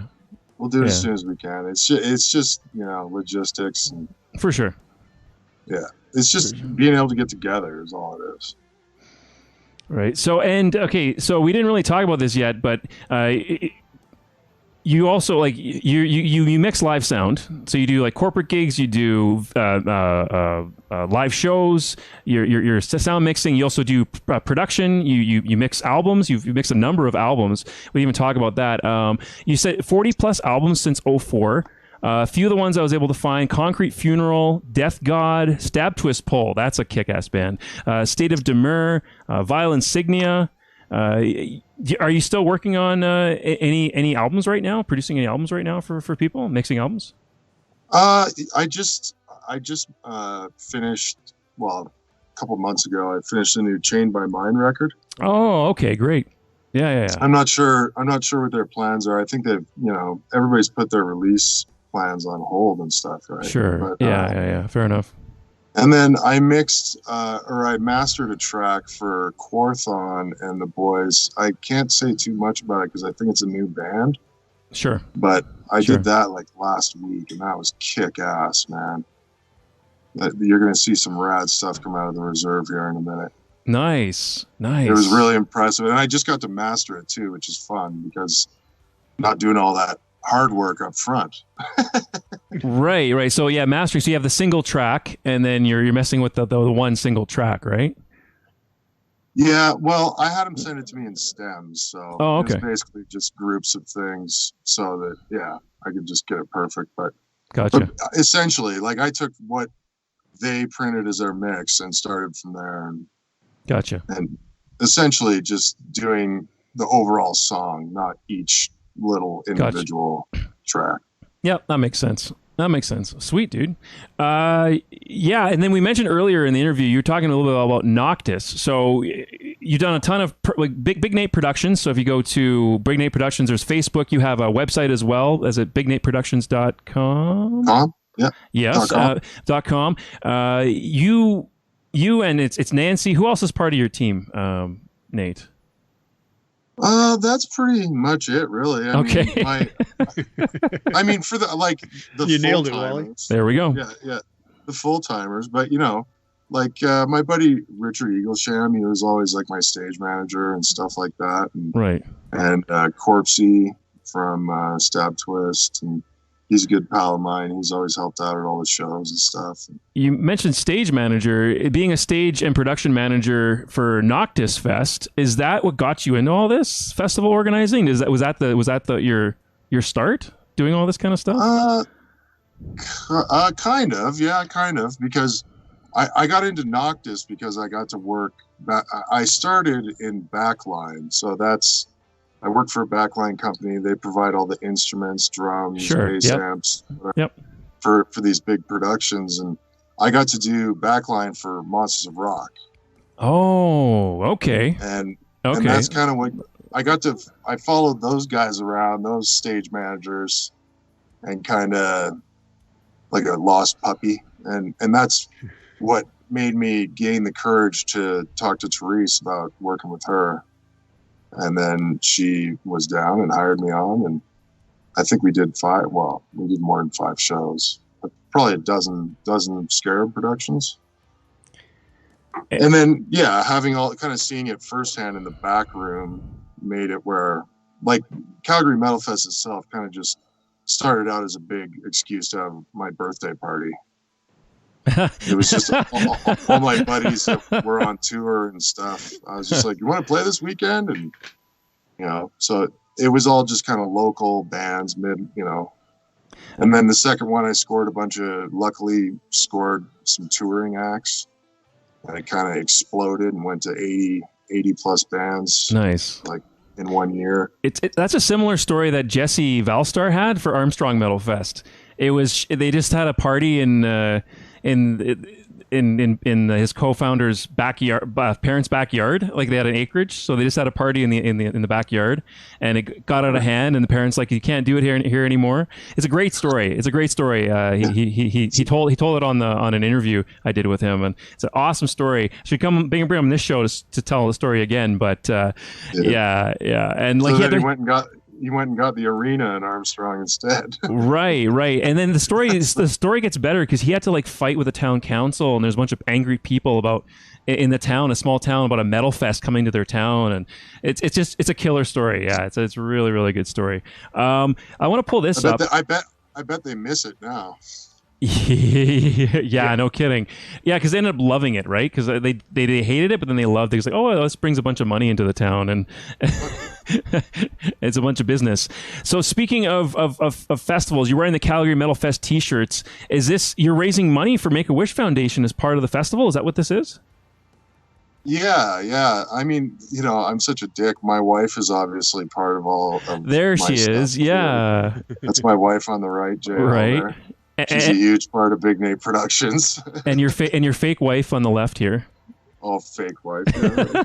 Because everyone, friend, man. I know everyone thinks Nancy is your wife. That's what I mean. I don't mean it in a bad way. Nancy is wonderful. Nancy is absolutely wonderful. Oh, totally. Yeah, no. This is about. We would always do an auction in between bands. I would auction off certain stuff, and we'd give all the money to Make-A-Wish. I think we ended up totaling around 10 grand with all of it put together. All the different festivals, yeah. Like every year got better. Like at Metal Fest 5, Jeff Waters gave me a guitar and signed it, and we auctioned that off. Jeff Waters from Annihilator. Yeah. That's amazing.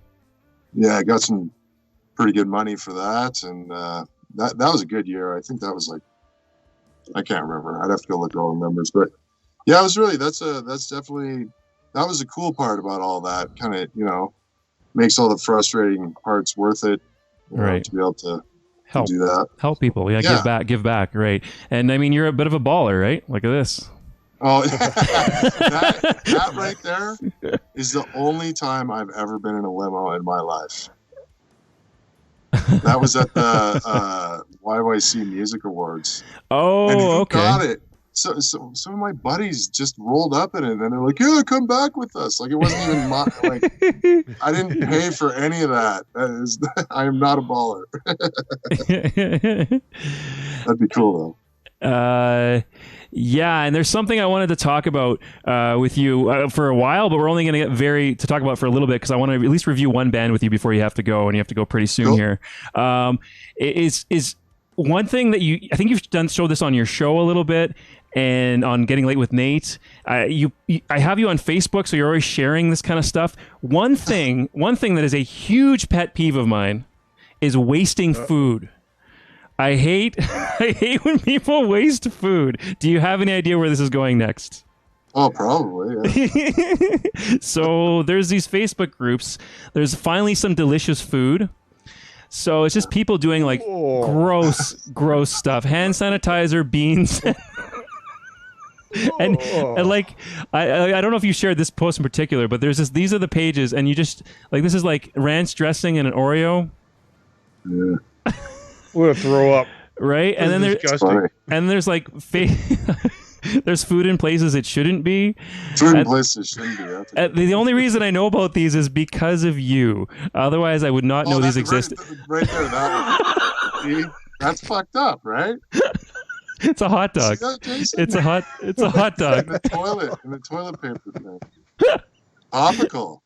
Oh, hold on. Oh yeah, the burrito one there I shared too. The burrito bed up there. Oh, the burrito bed, yeah.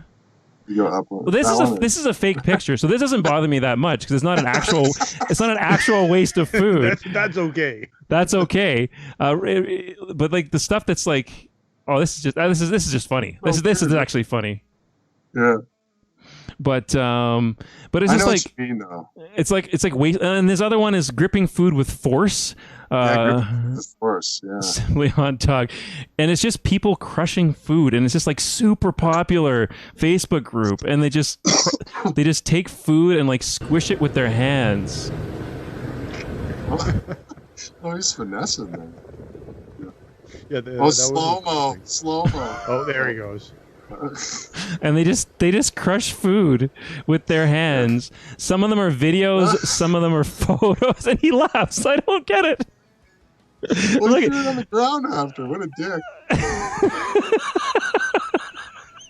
It's funny watching it with you. Actually, that makes it. Actually, this I kind of want to see this one. To be fair. Oh, that was anticlimactic. Cadbury cream egg. I thought it was a cream egg. It was empty in the middle. That's not. Yeah, look at the thumbs down. Yeah, that's not very good. Should be cream in there. I don't know. I don't share a lot of the videos actually. I like pictures. The pictures, because the one the other day that I really liked was the first picture. He's like holding a coconut. And then the second picture, he's still holding the coconut. Okay, that's funny. Crushing it didn't go so well. He didn't actually crush it. Yeah. Okay, that actually is funny. He lost that one. I love all that shit because it just makes people like. It makes me awkward feel awkward in a weird way. Yeah. And I feel like everybody else needs some of that too. It can't just happen to me. It's gotta happen to other people as well. Yeah. That's actually, I do that as a bit on my show, Nate's Memes of the Week, and I take screenshots of my wall and then go through them because to me they're the best ones in my opinion, obviously. Sweet. All right. So I think we only have time for one review. If you get a drop at any time, dude, just completely don't feel bad. Drop the call. I know you got something pretty important after this, but we're gonna get into some reviews. We'll probably be able to only get to the first one with you, but I want to get your opinion at least on one of these bands we're gonna review tonight. So it's time for some reviews.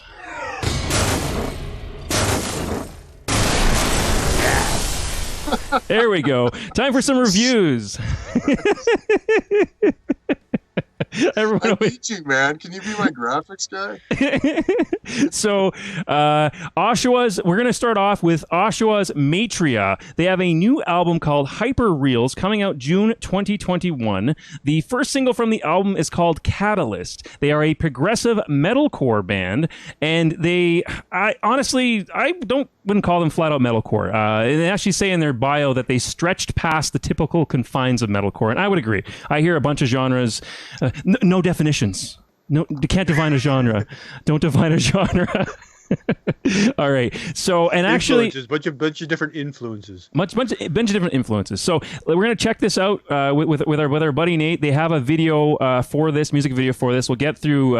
It's a 7-minute video, so when we get through all through it, I'll kind of skip through it a bit. But Nate, I want to hear your opinion on it, and let's check it out. Let's do this. Maitreya from Oshawa, Ontario.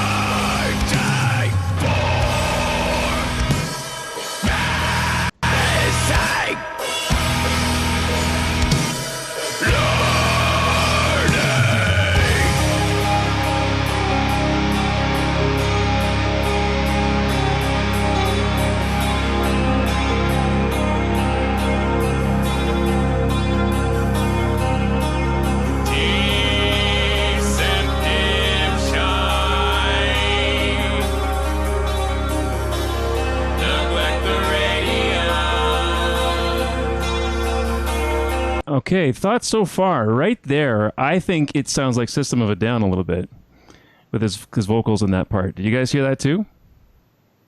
Oh, no, definitely not. No? Oh, okay, no, not at all. No, I did get that, but not to say.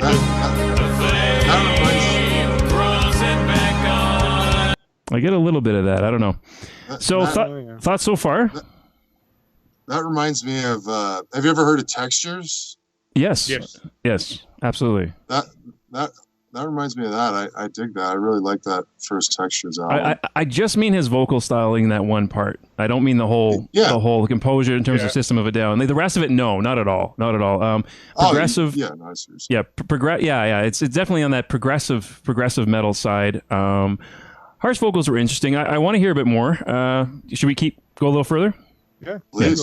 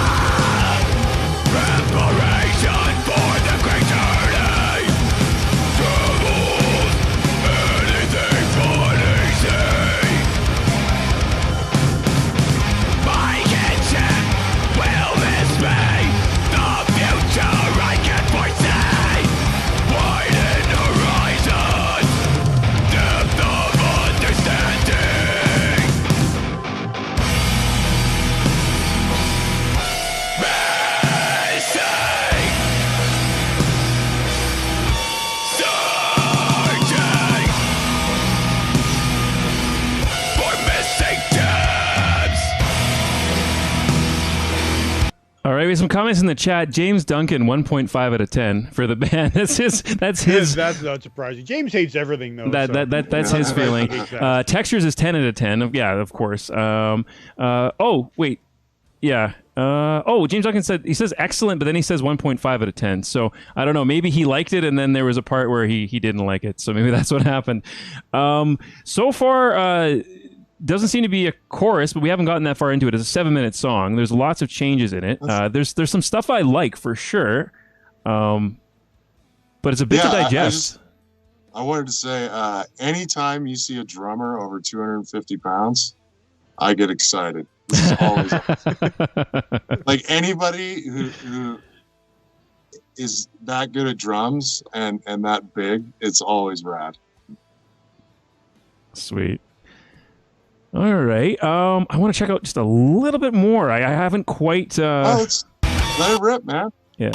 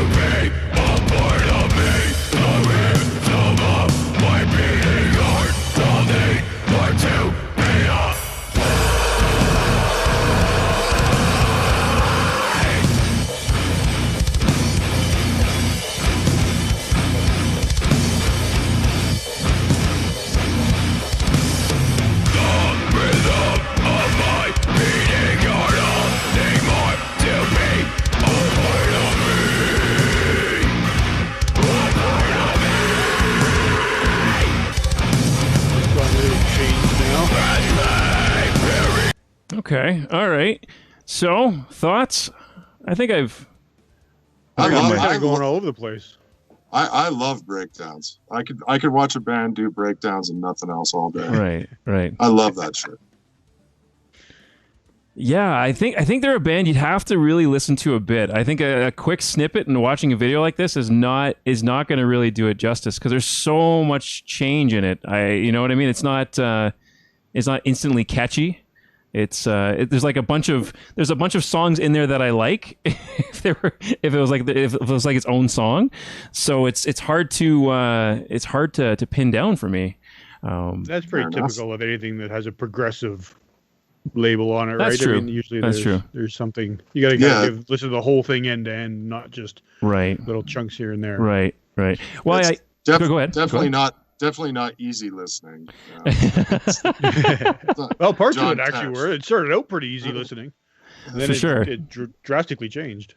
I'm curious. I want to check out more, and I want to give it more of a longer listen. I think it'd be a lot more of a fair listen for that kind of music. It's not can't instantly grab you if it's constantly changing tempo and genre even in a single song. But how do you spell that again? It was Maitreya.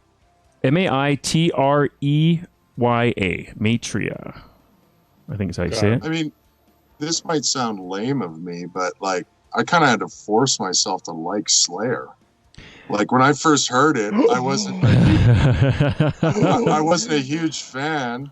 And then, I was like, I give it a chance again. And started, and then listened to the whole catalog and stuff. And then I was like, fuck yeah, Slayer. I actually didn't like Opeth the first time I heard them.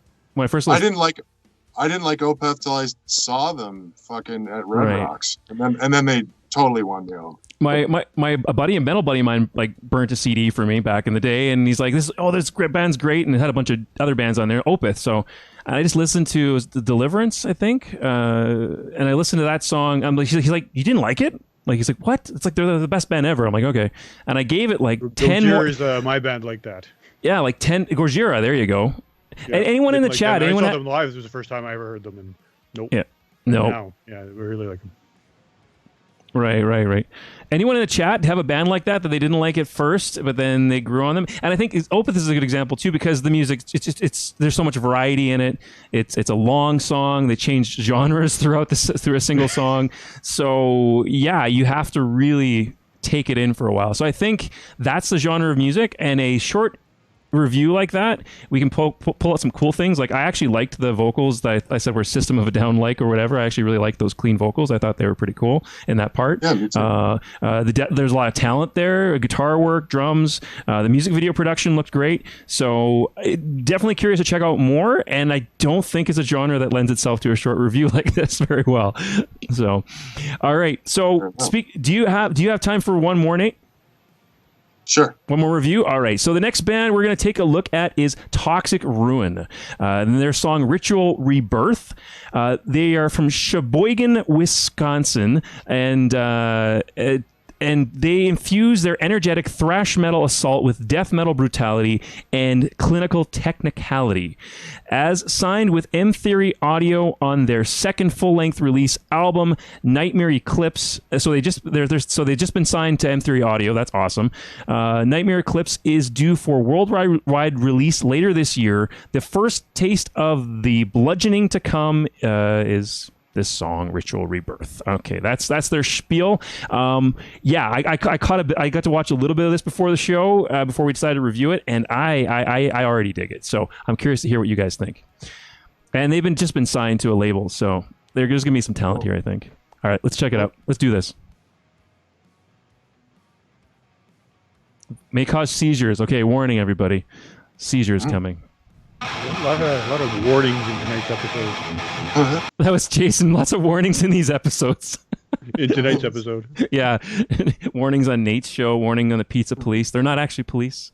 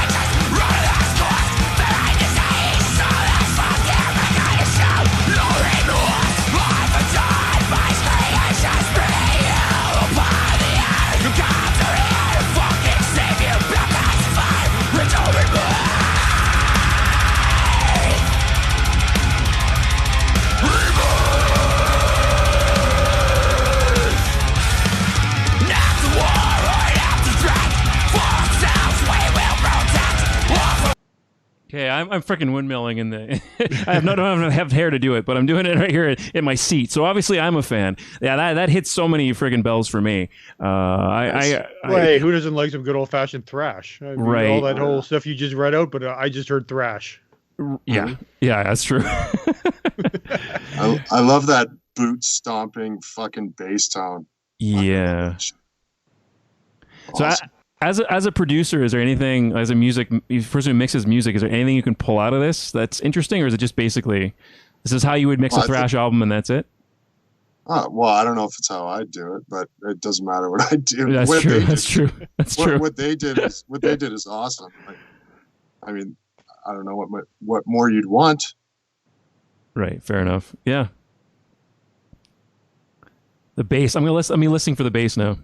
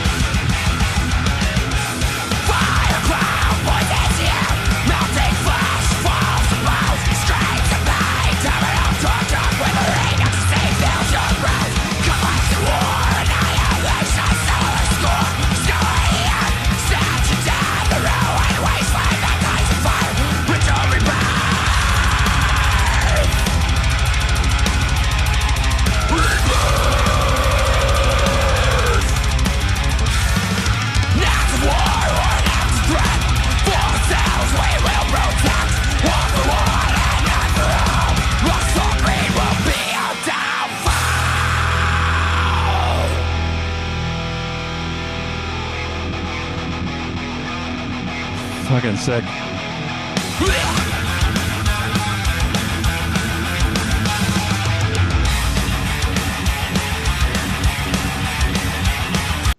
Friggin' legit, man. Yeah. I can see why. I can see why they got signed to M Theory Audio. That was a good pick. Go ahead. I wanted to say that I'm glad that bands like this are getting signed again. Right. Yeah, shit, eh? Right. It's good to see that there's new bands that are kicking ass like this. You know, I have a bit of a confession to make. I liked a little bit of thrash, like old school thrash metal. Like I knew a bit about it. I didn't actually realize how much I love thrash metal until I started listening to some of the bands in our local scene. Huh? Is this a Hazard story? Yes, it is a Hazard story. Yes, it is. So Hazard, Calgary's local Hazard. Dylan, he plays the drums and he's the vocalist, man. They're a great freaking band. It was, honestly, I never told them this. I don't know if this will get back to them, but Hazard was the band that made me realize that I loved thrash music. Nice. That I love thrash metal. And I just kind of and then it was a momentum from there. And the more I got an ear for it. And then the more, my old radio show had so much thrash on there. It was just like, wow, I just love thrash music. So yeah. And that's metal roots. That's like some of the metal roots right there is thrash music. So I love that there's like young kids like those guys, and I'm going to be the old man here, but young kids like Hazard that are playing thrash metal and just like straight up pure thrash. It's so cool that there's still guys doing that, or like new kids coming up that are doing that. Right, and they it's the life. They have the lifestyle. They look thrash. You see them on the street somewhere, and they look like they're in a thrash metal band from the '80s. Like it's and they buy all the old LPs, and they know all the history behind thrash music. They're nerds about this stuff. They love it, and they're passionate about it. And they know like they could just probably sit and talk for hours and hours on end about old school thrash metal. Like. It's incredible to see an older genre of metal have a resurgence and like you said, bands like that being signed because it's great music. Why not? Well, I hope all the ones from Calgary get signed too. That'd be awesome. That would be awesome. Hey, dude, looking at the time, man, do you got to go? I kind of do. I know. I kind of butted up interviews here where I got one right at 9 for the show. So yeah, and then. You're going to be on the show this week, too. You're coming on tomorrow. That's right. You're going to interview me tomorrow, and then you're going to air the actual interview on Friday, right? Yeah, on 10 your show, p.m. 10 p.m. 10 p.m. Friday, Twitch, Gettin with no, only one G, Gettin Late with Nate. Yes, Wally is going to be, I should have mentioned that at the top of the show. Wally, there's still people watching. Wally's going to be on Getting Late with Nate this week. You're going to see all about it on social media as well. I actually am really excited because I've never been interviewed before. Cool. Yeah, so I got some questions now. So you can put me on the spot. I put people on the spot so much. Like, I do it in the nicest way I possibly can, but I'm always putting people on the spot. Now I get a taste of my own medicine. So I'm actually kind of, I'm nervous, but I'm looking forward to it at the same time. All right, cool. Well, thanks so much for having me on, guys. Nice meeting you, Jason.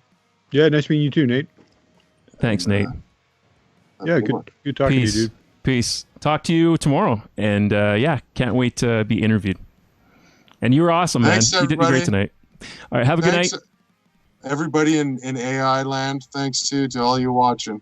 And the show's still going on. We're going to review one more band. So folks who are watching, we're going to check out one more band, and then we're going to close off tonight's show. Thanks again, Nate, for coming on the show. It was a blast.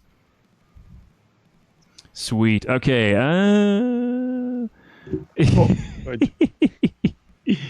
All right, we'll figure that out in a bit here. So we got one more band to review. It's always tough when we lose somebody on the call because all my shit screws up. We got one more band to look at tonight, and then we're going to end off tonight's call. Thanks so much for the stuff in the chat. Comment from James. I missed it earlier because we were saying goodbye to Nate, but check out the band Warfict. Have you heard of that band, Jay? I haven't, but I saw his comment, and I quickly checked out. They're a thrash metal band from Sweden. Uddevalla, Sweden. I probably said that wrong. I'm sure I got the pronunciation pretty bad. I'll have to check that out. I have not heard of them. So comment from Eva in the chat. Love the Hammer Drone shirt, Wally. Oh, thank you very much.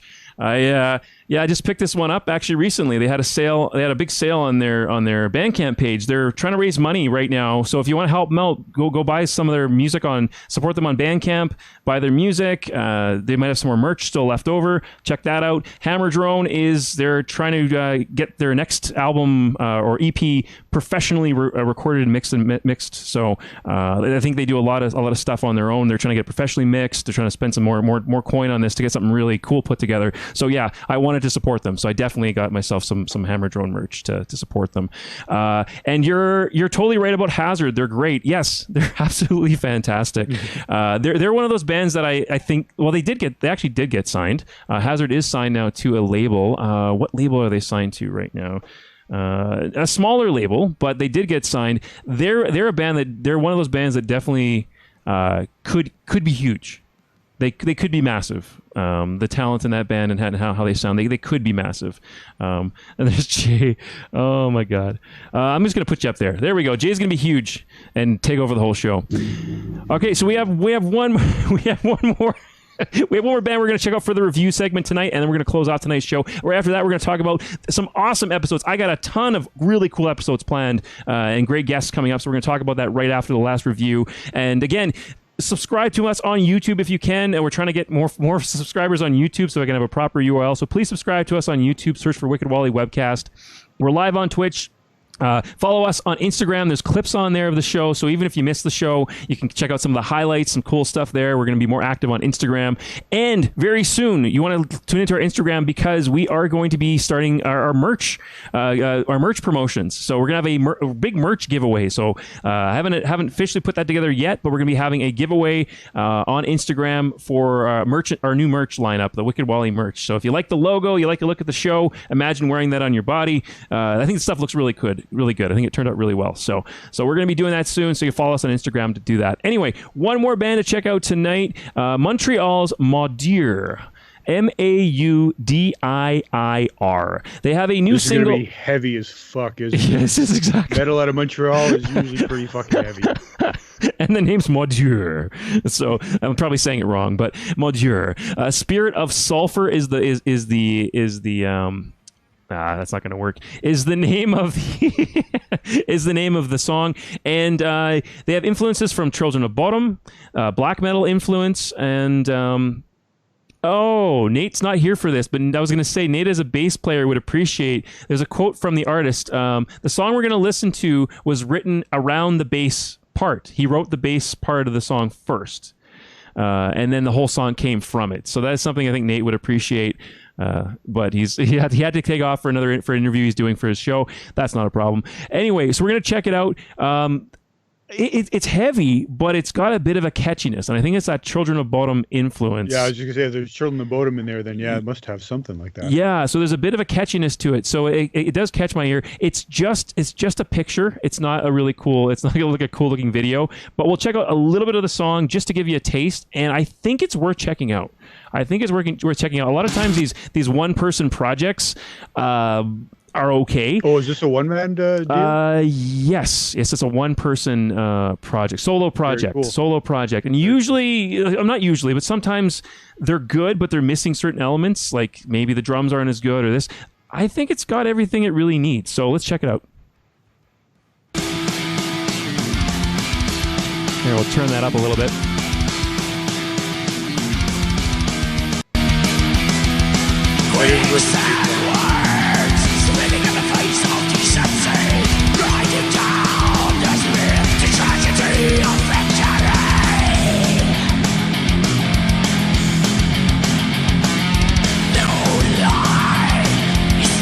That's not heavy. Yeah, it's not insanely heavy, is it, Jay? No. Yeah, it's not insanely heavy. It's more on the catchy side. Like, it's heavy. It's metal. It's definitely metal, but sure. But it's got a catchiness to it that's pretty sweet. Let's go back to it for a little bit. I actually really like it.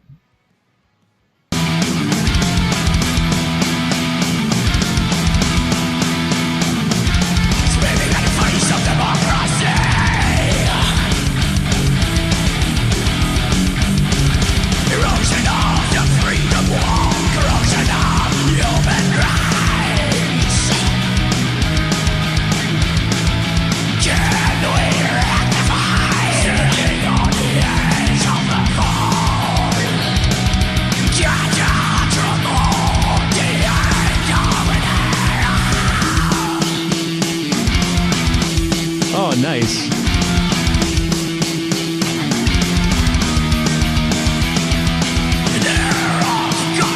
Yeah, there's a little black metal influence, but it holds back. It's not this wall of sound, right? It's melodic. It comes back. Definitely hear Children of Bodom influence in it. It's really interesting, actually. Yeah, it's like black and Children of Bodom. That's what I would say is pretty much what it is. But I like it. I mean, there's nothing wrong with that. No. That's actually pretty sweet. That's pretty sweet. I think we get the idea. The song changes up a little bit in the last half, I think. That was solo. There we go. We'll listen to the solo.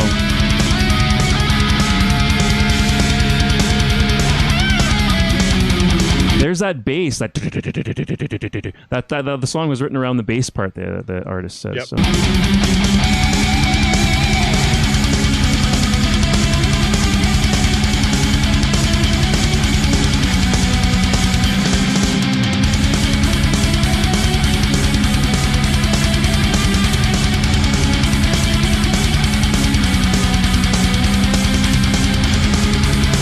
Oh yeah, fuck yeah, that's great. The review is that's awesome, and go listen to it.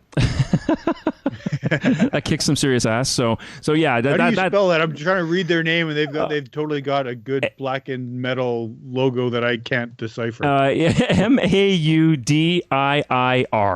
Maudiir from Maudiir. Yeah, and that it's got 247 views, so not a ton. It deserves some more. I really dig it. I want to check out way more of their stuff, and definitely that bass in the song just like drives the song forward. It's the energy. It's like it's like it's like the heartbeat of the song. It's just pushing the song forward. Black and Children of Bodom is what I would say, but that's not an insult. I think it's done very well for one person too. It doesn't sound. It doesn't have some of those shortcomings sometimes you get from one-person projects. So excellent job. Music from Montreal. What do you think? You agree with me on that one, Jay? Yeah, I agree with you completely. I actually want to listen a little bit more to that.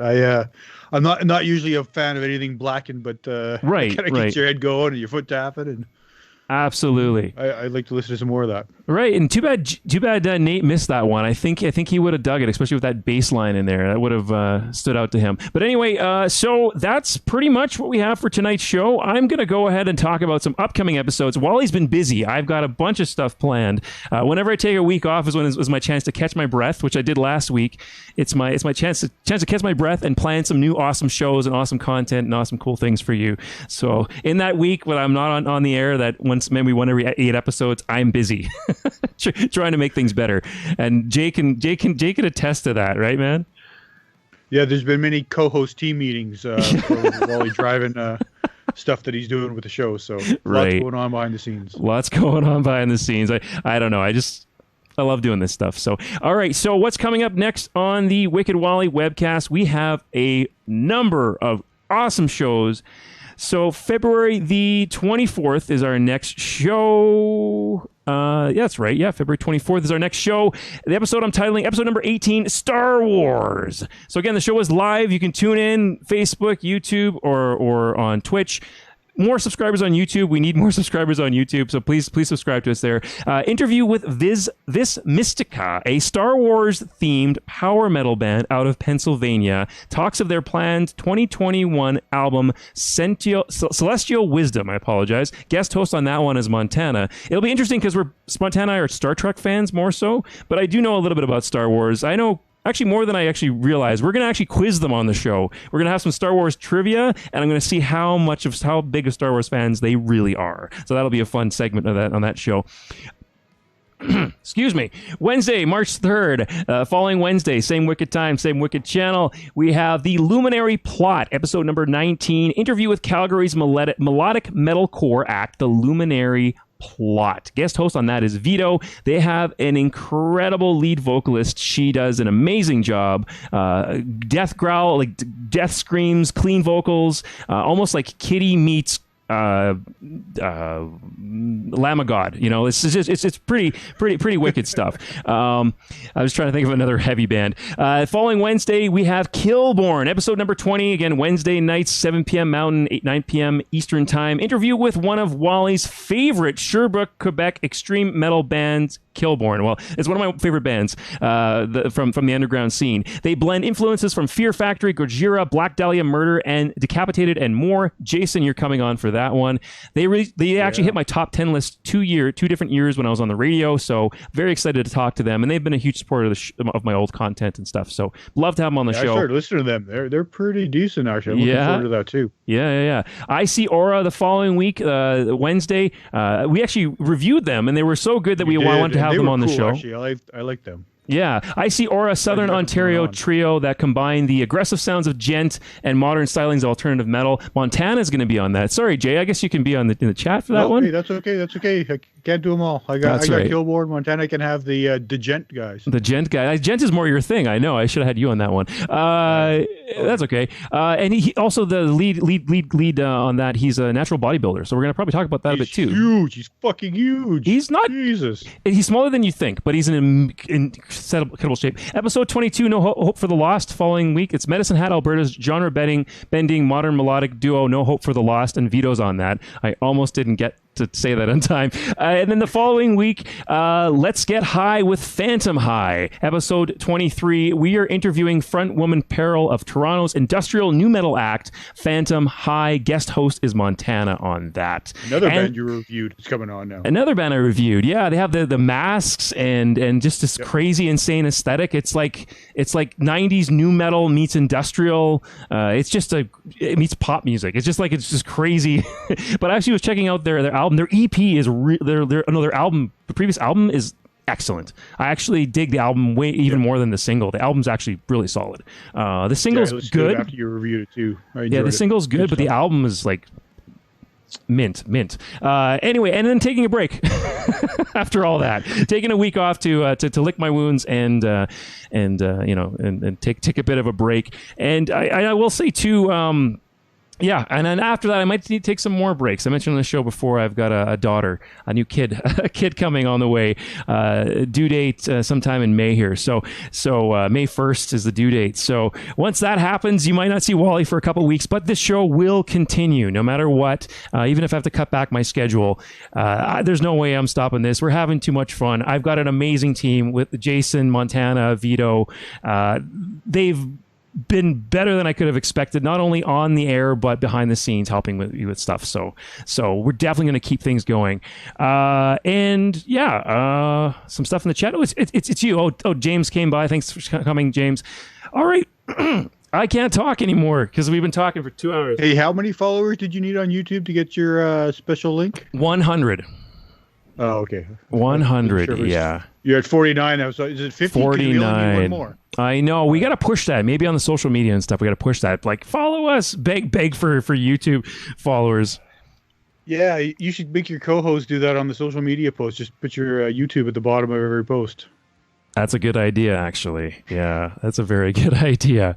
Yeah. Good ideas all around. All right, thanks, folks, for tuning in. Wally's losing his voice. I guess it's been a long day, but oh my God!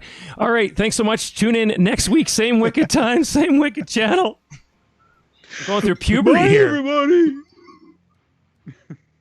Tune in next week, same wicked time, same wicked channel. This is Wally NJ signing out. Have a great night. Don't die.